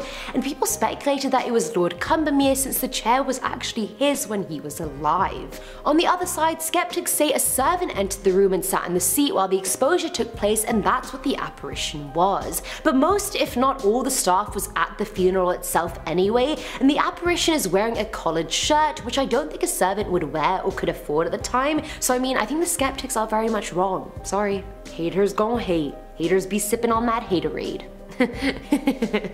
Coming in at number 5 is the ghostly pupper. I know this list is meant to be horrifying and scary, but I mean, I found a ghost dog captured on film and it's honestly really cute, so I couldn't not include it. And I know there's enough dog lovers out watching this right now that I'd be forgiven, so I'm not even sorry. So anyway, the story of these dogs was written in the 1939 print of Life magazine, and it goes like this. The owner of this dog actually had 2 dogs, a cute little white terrier and a large other breed of dog, and both puppers were best friends. What a cute story. Sadly, the terrier died and the big dog was absolutely heartbroken, and I mean, that's very understandable. No one's trying to lose their best friend. Now, a psychic photographer snapped a photo of the owner and the big dog, and you can very clearly see the spirit of the little dog hovering on the backside of the bigger one. It's like its head is just resting on the big dog's tailbone, and I thought this was so cute. Like, the little one just misses the big one too. They both just miss each other. It's a very cute, heartwarming story. And we need that for number 5, a nice palate cleanser, you guys. At number 4 is Madonna. Not like a virgin Madonna, she's very much still alive, let's not get it twisted. This is Madonna of Bachelor's Grove. Now, this photo was taken by the Ghost Research Society of America when they visited the abandoned Bachelor's Grove Cemetery back in 1991. Mary Huff was taking black and white infrared photographs on the site, and despite crazy readings being observed on her equipment, no one saw anything out of the ordinary. But when the film got developed, one photograph revealed a woman sitting on a tombstone on her own. She was wearing out-of-date clothing and was staring into the distance, so we don't really know what was going on with her. Was it her tombstone she was sitting on while contemplating why she was dead? Was she sitting on her mother's tombstone, her father's, her lover's? We have no idea, but she was very clearly captured, very clearly there. What's your story, Madonna? Filling our number 3 slot are the faces in the water. Now, this one requires some backstory, so let's take it back. Back in December of 1924, James Courtney and Michael Meehan, 2 crewmen of the SS Watertown, had a freak accident on their vessel. The men were cleaning the cargo tank of the oil tanker but were suffocated by gas fumes and died quite quickly. They were buried at sea near the Mexican coast, but the next day one of the crew members reported seeing James and Michael's faces in the waves. The man saw their faces for a solid 10 seconds before they faded away, and it kept happening over the course of the next few days. When the vessel arrived in New Orleans, the paranormal events were relayed to the crew's employers, and they suggested trying to photograph the occurrence. Employees just don't care. They're like, oh, photograph that, I can sell it for millions. goodbye. So Captain Tracy bought a camera for the rest of the trip, and when the faces did appear again, they captured this image. And ironically, after the crew of the ship changed, the sightings were no longer reported either. So I mean, maybe these two were just playing a really sick joke on their former crewmen. They're like, ha ha ha, we may be dead, but at least we're having a good time. Now at number 2 is the little boy, and this picture was captured so clearly that I'm still like, is this Photoshop? Is this actually real? You guys tell me. So back in 2008, Neil Sandbach, a photographer, was on a farm in Hertfordshire taking pictures for a couple who wanted to have their wedding at the location. When Neil was going through his digitals later on, he saw one picture that had what appeared to be a glowing ghost figure of a little boy peeking out from the corner of the building. And can you see he's so clearly there? I can even make out his facial features, which creeped me out even more because his face looks more like a skull than it does a face. The couple later asked the farm staff if they had ever seen anything paranormal or weird at the farm, and a lot of them shared that they had seen a young boy in white night clothes. So I mean, say no more. I hope you didn't have your wedding there. That's just not a good omen to start your married life on. You know what I mean? Ghosts of little boys? No.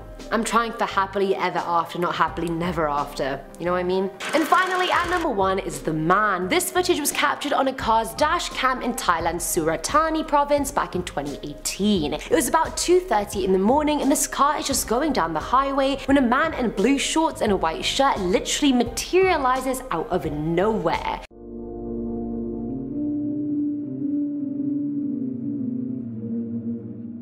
The car goes right through the man, and when the man turned around to check, the ghost was nowhere to be found. I just don't get how he appeared from literally nothing. He just came out of the ether. Most people who've seen the footage think it was a ghost, whereas skeptics think it was a shadow being reflected in front of the car somehow, which I mean, make that make sense to me. I don't understand how that works. Reflection of what? The rear view mirrors are pointed behind you. What is reflecting in front of me? Please tell me. Exactly, that's what I thought. And I'm not even a car mechanic. Number 10 is the figure. This one comes from Johnny, and no, not Johnny from Top 10 Nerd, just regular other Johnny. He said when he was 14, he lived in this house that had an attic which would always quietly creak. No one ever went up there since it was always locked, and it was filled with just random ancient stuff anyway, so no one was even bothered either. One night, Johnny's parents were out of town, and his friend Cameron slept over. They played video games, ordered pizza, watched TV, etc. and stayed up late. You know how little boys do. But by 3 AM they heard what they thought were footsteps in the attic. Scared to death but also too nervous to check it out, they just convinced themselves it was the oldness and distracted themselves by watching TV. 2 minutes later they heard a huge slam and the sound of shattering glass in the kitchen, so they ran in there to find nothing. Nothing was broken, nothing was out of place. It was just the strangest thing. 10 minutes later they heard super loud footsteps in the attic and thought, okay, now we have to check it out. So they got a flashlight and walked towards the attic stairs, and as they pointed it up towards the top of the stairs, they went pale. At the top of the stairs was a tall black figure that was about 8 feet tall. They just stood there watching them and grinning at them, and then it just disappeared into thin air. The boys called the police and they found no traces of anyone in the house. But that could have easily been like Slender Man's brother or cousin, I swear to God. Coming in at number 9 is the lady in the pink dress. Always a lady, and I'm pleasantly surprised she's in a pink dress this time, not a white one. Shared by Reddit user TwistedSTL636, they said they had a huge Catholic family, and this story happened to them in the 80s. There was a huge party at the user's grandma's house, and his great-grandma lived with her grandma as she had dementia, and so she needed the care. A bunch of aunts and uncles were cleaning the house after the party, and the great-grandma went to her room. At about 3 AM she came out and she said, "There's a man outside my window." The group go to her room, look out the window, and find no one. Outside the window was just a bench, and so blaming it on her dementia, the group told her to go back to sleep. She came out literally a second later again saying, "There's a man at my window," and again the same thing happened. They went to the window, checked, there was no one there. They finally asked her what she was seeing, and she said he wanted her to come outside and meet the pretty lady on the bench wearing the pink dress. At this point they went out and actually searched outside and found nothing, so one of the aunts actually ended up sleeping next to the great grandma, you know, for supervision purposes. The next day the user's grandma gets a call saying the great-grandma's sister died the night before. The grandma asked some questions, you know, like what happened, was she sick, etc. And the family replied saying, we don't know, but she definitely saw it coming since she fell asleep in bed wearing her favorite pink dress. At number 8 we have the eyeless boy. This one's from an anonymous guy who shared that when he was 10 years old, he woke up in bed at around 3 AM to the sound of someone coming into his room and sitting on the edge of his bed. He assumed it was his mum, but when he opened his eyes, a boy without eyes was just sitting there. Black holes for sockets, just straight up sitting there. They stared at each other for a while and then the guy blinked and the boy was gone. 5 years later, his girlfriend came over to do some work and she slept over that night. Again, at around 3 AM, she suddenly sat up, pointed to the corner of the ceiling, and then went back to sleep. When he finally got her awake, she said, on the wall I saw a little boy with no eyes. He was there in a Spider-Man pose just staring at me. And remembering the boy he had seen 5 years prior, he freaked out and told her the story. Now fast forward another 5 years and at this point he has a 2-year-old kid with the same girlfriend. They were living in his old house and his daughter started waking up at 3 AM every night and talking. But she'd say the same thing every single night, and one night the guy just playfully asked her, you know, like, who are you talking to? And she said, it's a little boy, he's nice, he's lost and looking for his mommy. And honestly, I didn't even feel bad for the ghost kid until that, like that's so sad. That broke my heart. Either way, the daughter kept seeing the little boy every night till the family eventually moved house, so there's that. But I wonder what happened to his eyes though, that's a bit sus. Filling our number 7 slot is the neighbor. This was from Redditor Racing Barracards, who said their neighbor died a month ago, and after she died, really weird things started happening in the user's house and her other neighbors' houses. The user started hearing shuffling up and down her hallway at 3 AM, and she assumed it was always her roommate, but then she found out that her roommate worked overnight, so he was never even home at that time. The roommate moved out and things went even more downhill. The user started hearing a knocking at her front door every night at 3 AM. She'd check outside and no one would be there, so initially she just thought she was being ding dong ditched until one time. And yes, we've all ding dong ditched, let's face it, let's admit it right now. This one time, the knock came, she went to check, no one was there, and as she was closing the door, the knock came back again, and the door was partially open so she knew for sure there was no one outside. After that, the user would sleep 2 hours a night max because she was so scared. Other things started happening, like her windows would slide open, her drawers would close by themselves.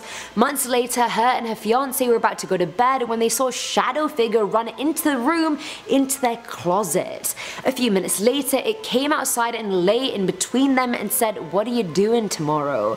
As clear as day. Now the ghosts and the occurrences aren't the neighbor who died, but they all did start because she died. Now all the users' neighbors claim the knocking happened to them too, but as old grandmas, they all just dismissed it as ding dong ditching, which it's not. Now at number 6 is Bill. This one's from Reddit user CallMeBlue213, who said 6 years ago he was visiting some family in Alaska. He borrowed a car to drive there and ended up losing control and hitting a tree. It was absolutely freezing and there was no point staying in the car any longer as it was 3 AM now and the windows were smashed so it wasn't even warm inside. He went outside and saw some headlights coming his way and flagged the car down. It ended up being a trucker named Bill who thankfully dropped the user off at a small town 10 miles ahead. When the user got off, he said his thank yous and his byes to Bill and then went into a little restaurant to eat. He told the waitress that a trucker named Bill had helped him and she said that was impossible since only one trucker drove down that road called Bill and he had died 6 years before that. Chills went up his spine, goosebumps covered him completely. The waitress even described Bill for the user and the descriptions matched completely.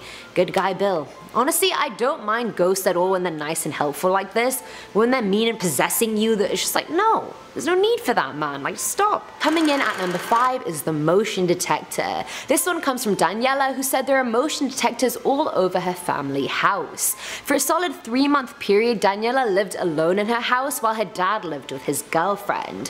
One night she was sleeping at the girlfriend's house, and at around 3 AM the burglar alarm went off at her own house. The police informed them the motion detector had gone off in Daniela's dad's room even though no one was there. Her dad assumed it was broken and had the whole system replaced, but the same thing happened a few days later at the same time. He replaced it again, and it happened again, and after that point they just gave up.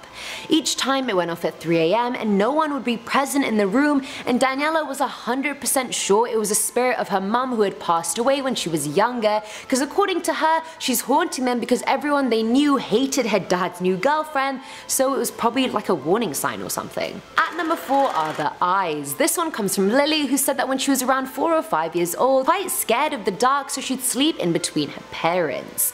Her parents' bed was right in front of the bathroom door, and one night she woke up at 3 AM and just couldn't get back to sleep. Now she sat up and looked into the bathroom and saw a huge pair of red and orange glowing eyes staring back at her, almost burning a hole in her because of how laser focused they were. Lily tried waking up her parents, but they just wouldn't wake up. She started freaking out when she heard a woman's voice calling out to her from the bathroom. She assumed the nice voice belonged to the ugly eyes, and although she doesn't remember what it said, they were motherly things. Either way, she was horrified, and the next day she told her parents what had happened, and they told her it was a nightmare. Of course they did. Of course they said that. Honestly, I feel like it could have been like the ghost of a scorned mother who lost her own child and was trying to like abduct Lily maybe. Like it was saying motherly things, it was staring holes through her, like what else could it have been? Do you guys have any thoughts? Let me know. Filling our number 3 slot is the melody. This story is from Roy, who said he was playing on the trampoline with his friend Jay, and Jay was telling him how his sister sometimes hears their grandparents' piano play by itself when she's home alone. Mind you, they were hanging out at Jay's grandparents' house that day, and so Roy was like, that's bullshit, and didn't believe him. Later on, Roy went in to get his iPad, and as he was making his way downstairs to the front door, he starts hearing the piano play.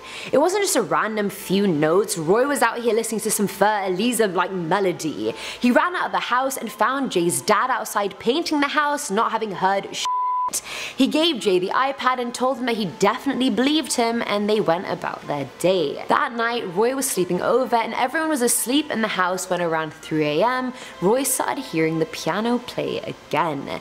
He wanted to see it in front of his eyes to really know it wasn't a hoax, so he made his way to the basement where the piano was. He opened the door and went inside and literally watched this piano play itself. The door behind him closed and then wouldn't open again, and Roy just stood there scared as hell watching this piano play. 5 minutes later, when the piano stopped, the door opened and he ran upstairs and cried. The only people who knew how to play the piano were Jay's grandma, who was dead, and his grandpa, who didn't live in that house. Jay told Roy how his grandma always wanted to play for him, but he was always too small and would run around and just not listen to her. Well, she sure as shit made Roy listen, didn't she? Just locked him in the basement there. Please don't lock it, grandma, that's a bit scary, isn't it? Just let him hear you play. Now at number 2 is Happy Birthday. This one's from Reddit user bhoppy20, who said right after he graduated college, he was staying with his girlfriend at her sister's house. They slept in the basement while everyone else slept in their own rooms, and at around 3 AM he gets woken up by the sound of footsteps coming down the stairs to the basement. Curious as to who would come down at that time, he opened his eyes to see a man with long dark hair sitting at the foot of his bed. Mans look like a moonlit anime character out here. Either way, he was shocked but also adult enough to assume he was just sleepy and seeing things, so he just went back to bed. The next morning he told his girlfriend about his dream, and she freaked out and said, oh my god, we forgot to make a cake for my brother. Except she only had one sister. Apparently, years ago when she lived in Vietnam, her parents had miscarried her little brother, and so to honor him they would bake him a cake every year on his birthday. But the night before they had forgotten to do so the whole family agreed the boyfriend must have seen the brother all grown up and sad about not getting his cake that year. The boyfriend was also pissed he had no idea about the brother to begin with, but that's a fight for another day. And finally, at number 1 is Slenderman 2.0. This one's from Redditor B4455, who said when she was 7 years old she shared a room with her youngest sister. One night their parents had put them to sleep, but she just couldn't fall asleep. Her sister was fast asleep while she was just staring at the ceiling. Story of my life, honestly, I do that all the time. again. Either way, after staring at the ceiling, then the walls, she looked at the clock and realized it was 3 AM. She decided to, really just close her eyes and try her best to fall asleep. Before she did, her eyes scanned the door and saw that someone was standing there. An enormously tall figure, as tall as the doorway itself. It had long arms and legs and had no facial features whatsoever. It was just glowing yellow, not moving, not talking. She hid under the covers because at that age that's the best protection you can think of, and when she looked out again it was still there. She did this twice more before screaming her lungs out. Her dad ran into the room straight through the figure and asked what was wrong. The figure had disappeared and she never ended up seeing it again, but the sighting scarred her so much she still can't sleep alone or with the lights fully off. Extremely tall, featureless, long-limbed man figure. That is most definitely Slender Man himself. Confirmed. It's him. He got into the house. He's out of the game. I'm kidding, I know he's real, I know it's not just a game. At number 10, we have Honest Abe. Let's start off this list with a ghost that could never tell a lie. The ghostly sightings of Abraham Lincoln is probably the most reported. A lot of people who come through on tours or who are living in the residence say that they've seen the tall man with a beard who looks very similar to Abraham Lincoln. When they try to approach this figure, he disappears into thin air. I hope his ghost is still around. I want him to see what freeing the slaves did. He probably is listening to the latest Kendrick Lamar album like, oh yeah, this was the right call. This whole album is fire.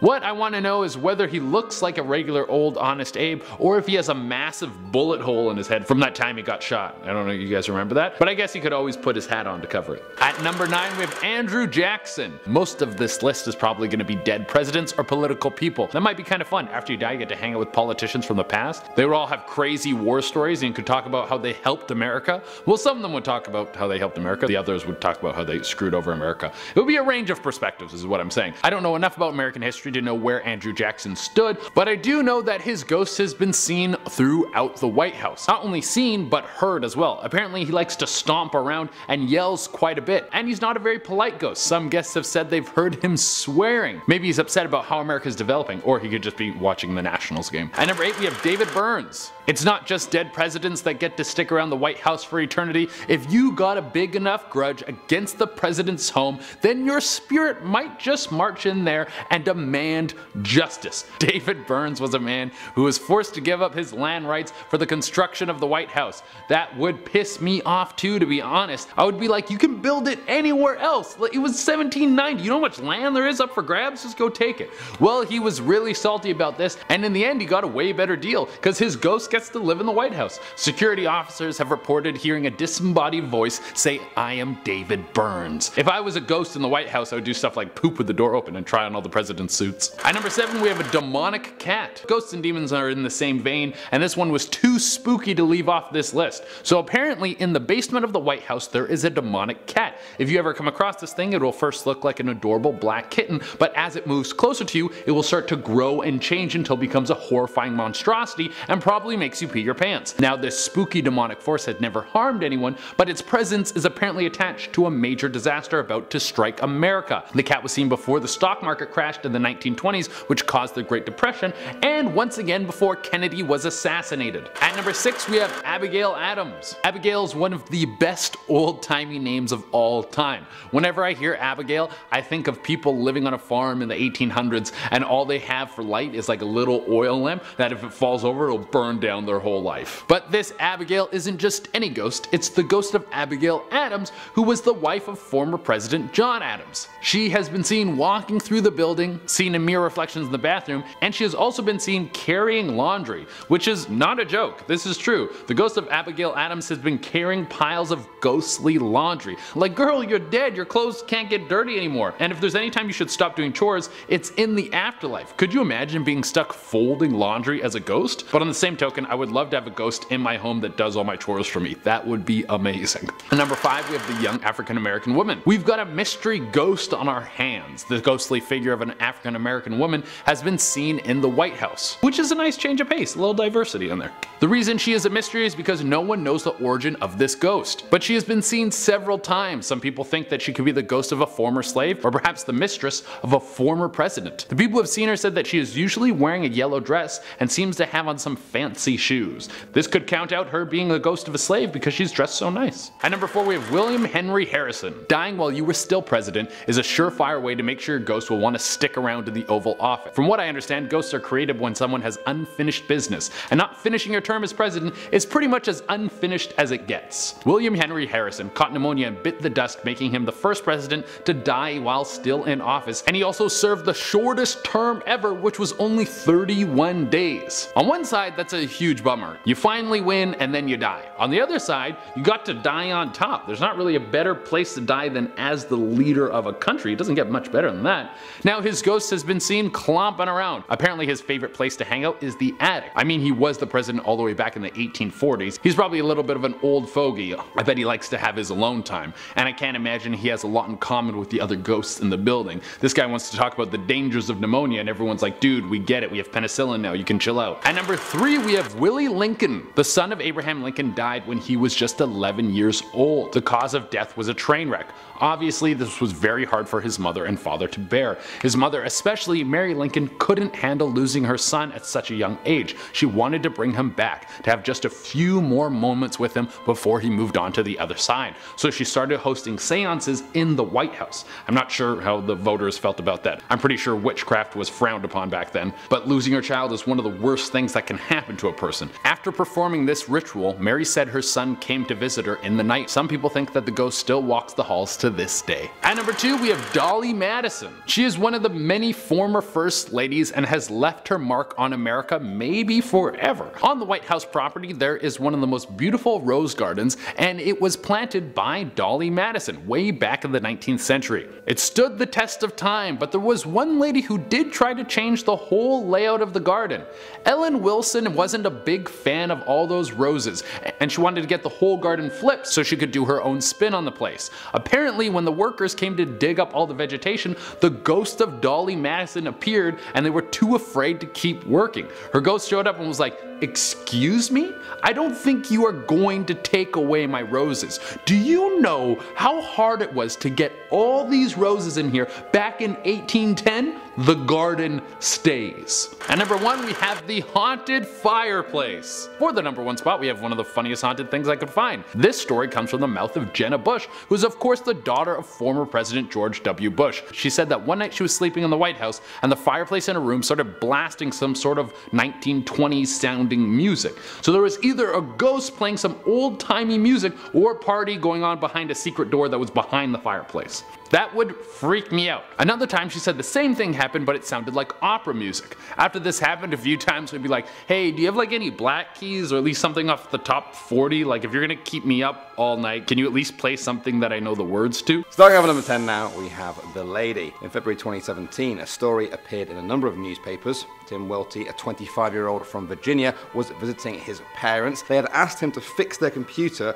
which he did. He also set up some cameras so that his parents could keep an eye on their dog when they weren't in the house. They were all very freaked out when this was one of the first things they saw on that camera. There appears to be some sort of figure hovering over the sofa that none of them actually saw in person. Now they believe it's a Civil War maid who died there many years ago. Although they didn't see it, they believe their Cocker Spaniel definitely did. The dog appears to be staring right at the figure, its ears pointed up in alarm. Next up at number 9 now we have Zoe. That's the name of this dog owned by Zach Clark. Zoe was just a puppy in this video. Zach picked up the camera when she started growling and barking at seemingly nothing. At one point she even backs up in fear. Zach titled the video "Dog Sees a Ghost," so it seems like he's already made up his mind on what it is. But what do you guys think? He said there was nobody in the house at that time, just him and Zoe. Is she just being a daft puppy, or is this canine contact with the afterlife? More coming in at number 8 now with Annie. We join Cy Jarvis for this video. Now he explains that his dog Annie kept growling at the door at around 10:30 at night. He thought it was just because she wanted to be let out, but when he opened the door,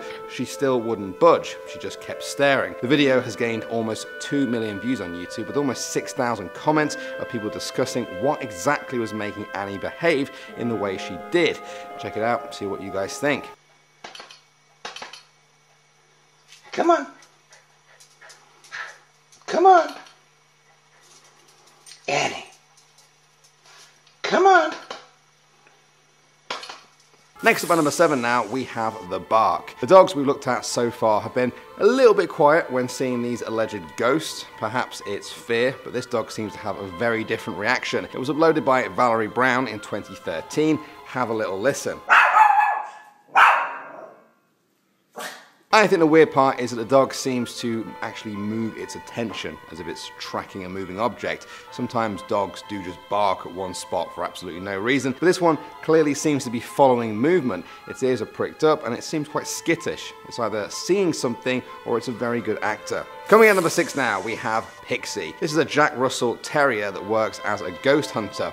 You heard me right. Pixie is part of a team that investigates the paranormal. They take Pixie along because they say she showed an aptitude for detecting ghosts. They analyze her body language to see if she can sense something that her owners can't. They look for when she stops unexpectedly, sniffs the air, barks, or if she's agitated at all in any way. In the video you're seeing now, Pixie is taken to the Pickering Creek Inn, which has had a number of different ghost sightings over the years. Pixie is drawn to the basement where an old underground railway used to run under the inn. Was it just a lucky guess, or is Pixie onto something? Moving on to number 5 now, we have the orb. This is a picture that's been shared a lot online, appearing to show a dog playing with a globule orb, otherwise known as a ghost orb. Now, ghost hunters say these often show up in photos and videos, and they believe they are the souls of a deceased person. They say humans struggle to see these things. Cameras can pick them up though, and animals, especially dogs. The person who took this picture believes that's exactly what's going on here. They say the dog is investigating the orb that the picture taker simply couldn't see at the time. At the number 4 spot now, we have the rocking chair. This clip was uploaded by Squidward Loser in 2009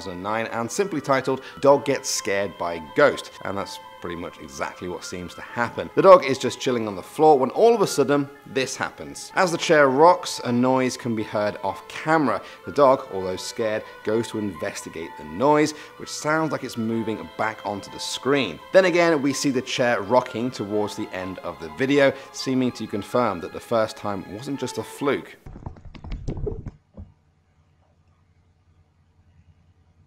Next up, number 3 now, we have Louie. This 6-month-old beagle was caught on camera barking and growling at something in the kitchen of a house. He seemed to focus the majority of his attention on an open cupboard in front of him. The uploader said that Louie had been known in the past to wake them up in the middle of the night, barking and growling at something unseen. They usually have to let him out so he can patrol the house, and once he's had a little look, he can calm down and go back to sleep. This time was different though. Nothing seemed to calm him. Little Louie just kept barking at that cupboard.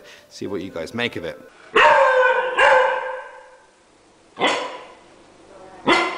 Moving on to number 2 now, we have The Mummy. This clip was uploaded by Megan Brooks to YouTube in 2014. She titled it, "Dog Sees Ghost, Protects Owner." What from? Well, it seems to be this Egyptian statue at the end of her hallway. Take a look.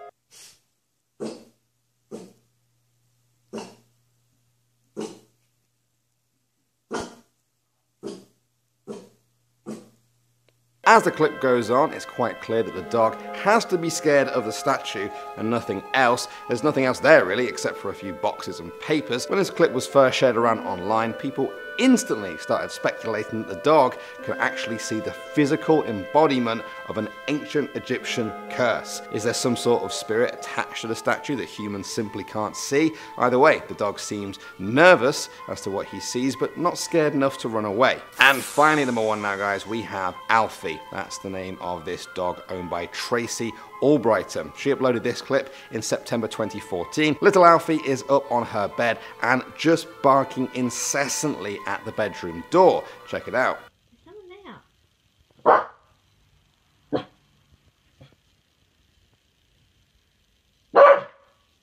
there. Now at first I thought this might be the light on the door, that he's seeing, but no, he doesn't seem to be looking at that. He seems to be looking at something actually standing in the doorway. It just seems to get creepier as it goes on. He's not just barking either, you can also hear him growling as if he's ready for a fight. Those who say he's seen a ghost insist that it must be a malevolent one, an evil spirit of sorts. I think the creepiest part of this is the fact that Alfie keeps staring at the same spot in the doorway, which means whatever ghost he sees isn't moving, it's just staring right back at them. At number 10 is King Pamion. Pamion, a crowned king of spirits, is a regal figure atop a camel and heralded by your call through the dance of the Ouija board's planchette. Now if your board is speaking gibberish, it may be because this demon speaks only in tongue and will only speak the practitioner's native language when commanded to. But you might not want to actually speak to this guy, as Pamion and his associated demons are obedient companions of Lucifer and always demand a sacrifice, an offering to appease the accompanying kings who serve beneath his dominion. Yet with any encounter with the supernatural, you must tread carefully. Pamion's power is matched only by his complexity. Whispers suggest that he was once a dominion, while others debate his cherubic origins. You know, the cherub? No, not those little babies with wings, but the biblically accurate angel with 5 heads, 4 wings, and covered in eyes? Well, Pamion was said to once be one of those types of angels before he got buddied up with Lucy. Texts like the Goetia and the Liber Officium Spirituum, sorry if I butchered that, reveal Pamion's insight into science, treasures, and even Earth's elements, while the Livre de Espirits adds truth answering and world affairs to that list of abilities you may gain access to, assuming your sacrifice is worthy. He can also grant power and positions, future sight, spirit summoning, and even temporary reanimation, which is probably why they say not to play with the Ouija board in cemeteries. But before you pull out your Ouija board and start summoning, if you're enjoying this video so far, subscribing to Most Amazing and ringing that notification bell. At number 9 is Zozo. For all of you who don't know, Zozo is the most famous demon associated with the Ouija board. You see, Zozo isn't your typical run-of-the-mill demon. In fact, some sources claim that he exhibits poltergeist-like behavior, throwing around furniture and whatnot. But here's the kicker. The effects linger long after the Ouija board session ends, whether you probably close the session or not. The chilling presence of Zozo can haunt you for years. It's like having an uninvited guest that just won't leave, no matter how many times you ask it to. That if you find yourself face to face with this malevolent force, it's crucial, actually imperative, that you shut down the Ouija board right away, and to be doubly safe, why not consider giving that board a fiery farewell? Yeah, that's right, burn it! The Z to the O to the Z to the O movement on the planchette is your cue to bid adieu and consign that board to the flame. Now allegedly, the more we talk about him, the stronger he becomes, so let's move on to the next demon, shall we? At number 8 is President Boer. Pseudo-Demonarchia Demonum. Holy cow. This great president of hell commands 50 legions of demons and materializes under celestial embrace of Sagittarius, whatever that means. Now tread carefully, because wielding a Ouija board to beckon Buer might unleash a tempest of consequences. But why would you want to summon this demon from hell in the first place? Well, maybe if you were a fan of myth, as this demon is sometimes described as a centaur, but it can also take the form of whatever the hell that is. A lion's head and a peculiar symphony of 5 legs, which walks in all directions. This demon is said to unveil the mysteries of natural and moral philosophy, logic, and esoteric secrets of flora. That's right, his dominion extends to the botanical realm, granting insights into herbs and plants and qualities of uses. But his influence can bless more than just esoteric farmers. His touch possesses healing powers, capable of mending even the most profound human infirmities. Yet, dear voyagers of the mystical, be wary of the strings you pull, because with Buer's knowledge comes a weighty responsibility, and tampering with the arcane invites both enlightenment and peril. Buer embodies wisdom and potency, a dichotomy that dances on the edge of discovery and darkness. So should you dare beckon Buer through the Ouija board's eternal gateway, brace yourself for the journey that could forever alter the fabric of your reality. Or just don't. At number 7 is Veilfar. This Duke of Hell, or should I say Donkey of Hell? While Veilfar might promise you the world, or at least a bag of swag, you're essentially opening a door to forces that might not be all that interested in keeping their end of the bargain. He's the Duke of Hell after all, and that comes with legions of otherworldly troublemakers, so not really the kind of RSVP you'd want. So before you whip out the old Ouija board and decide to give Veilfar a call, just remember that there are risks and consequences involved. Perhaps it's best to stick to the realm of curiosity and exploration, rather than diving headfirst into the unknown. But if you are going to call him, it's noted that he's a manager of a rather unique department in hell. You see, he's in charge of cultivating good relationships among, wait for it, Thieves! Yeah, you heard me right. Valefor is the ultimate matchmaker for those looking to dabble in the art of larceny. He's like the Cupid of the criminal underworld, except instead of arrows, he wields temptation. Legend has it that Valefor has a knack for tempting individuals into a life of theft. He's got a charming allure, a sort of devilishly enticing charisma that convinces people to snatch a little something here and there. But it doesn't grant you immunity to being caught, and has been known to put people in risky situations. At number 6 is Gamgin. According to certain texts, Gamgin takes the form of a small horse rather than a peculiar initial appearance for a demon. Gamgin's duties and abilities are quite intriguing. While the Lesser Key of Solomon primarily attributes his responsibilities to teaching liberal arts and providing the accounts of souls that died in sin, describes Gamgin as a marquis who possesses the power to summon the souls of those who drown in the eerie bodies. These souls are compelled to answer questions, painting a picture of a sort of supernatural interrogation conducted by this demon. Interestingly, it's said that Gamgin can also work his mysteries on magic souls dwelling in purgatory, allowing them to communicate with the living. At number 5 is Barbas. Barbas, who's also known as Marbas, is a remarkable demon from the Ars Goetia, overseeing an impressive 36 legions of his kind. Imagine this guy as a cosmic Google, unveiling hidden truths and secrets, a supernatural physician capable of healing disease, and an otherworldly engineer with insights into mechanical arts. But here's where it gets truly captivating. Barbas is no ordinary demon, he's a shapeshifter. But let's not forget the gravity of these endeavors, because summoning demons is no game. It's a serious pursuit that requires caution and respect.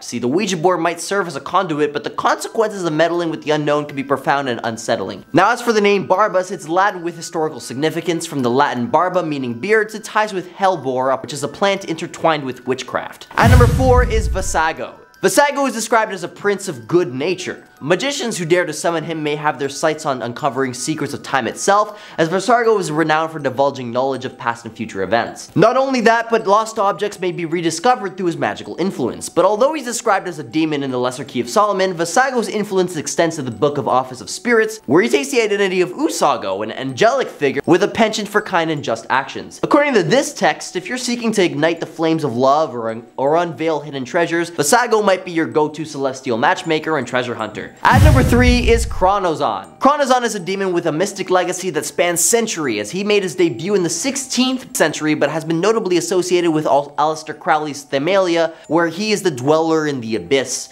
the last barrier to enlightenment. Thelemites believe that confronting Chronozon annihilates the ego, a ticket to deeper understanding. Not sure I'd want to achieve enlightenment with the help of a demon, but I digress. Now, Chronozon isn't your typical demon. He's the demon of dispersion, embodying chaos within the abyss. Crowley's own words, the abyss is a swirling vortex of formlessness, a playground for Chronozon's shenanigans, where meaningless forms pop up and assert their individuality before getting blown away like sand in the wind. Thus, depictions of the demon lean towards some formless, shape-shifting thing, and according to Crowley, summoning it, even while contained within its boundaries, threw sand on top of the triangle to breach it, and then proceeded to attack Nuremberg in the form of a naked savage, forcing him to drive it back with a poking stick? Okay, moral of the story, don't summon this demon unless you've got magic circles or sharp objects, apparently.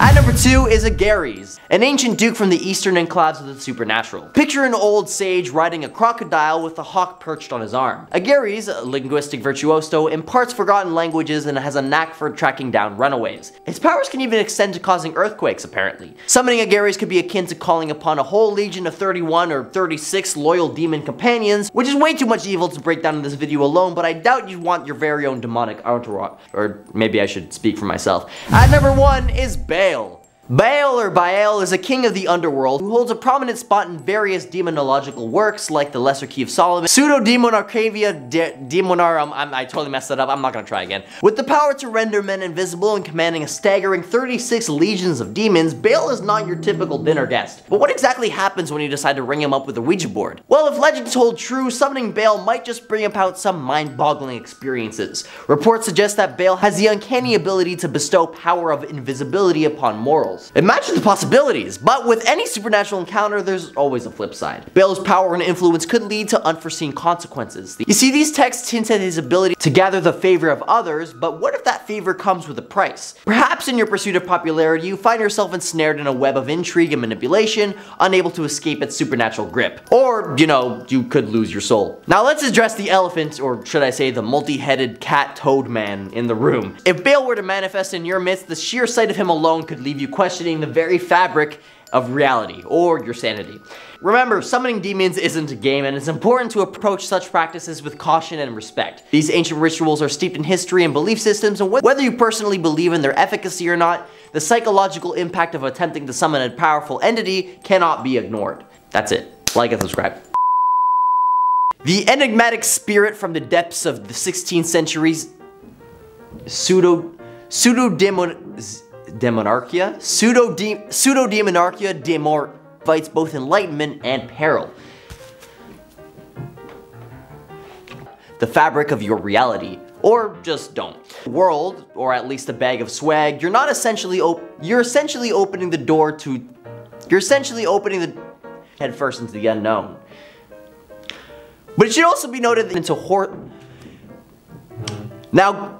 forget that. Now, Gamion's duties and abilities are quite intriguing, conducted by this demon. Interestingly, it's said that allowing them to communicate with the living.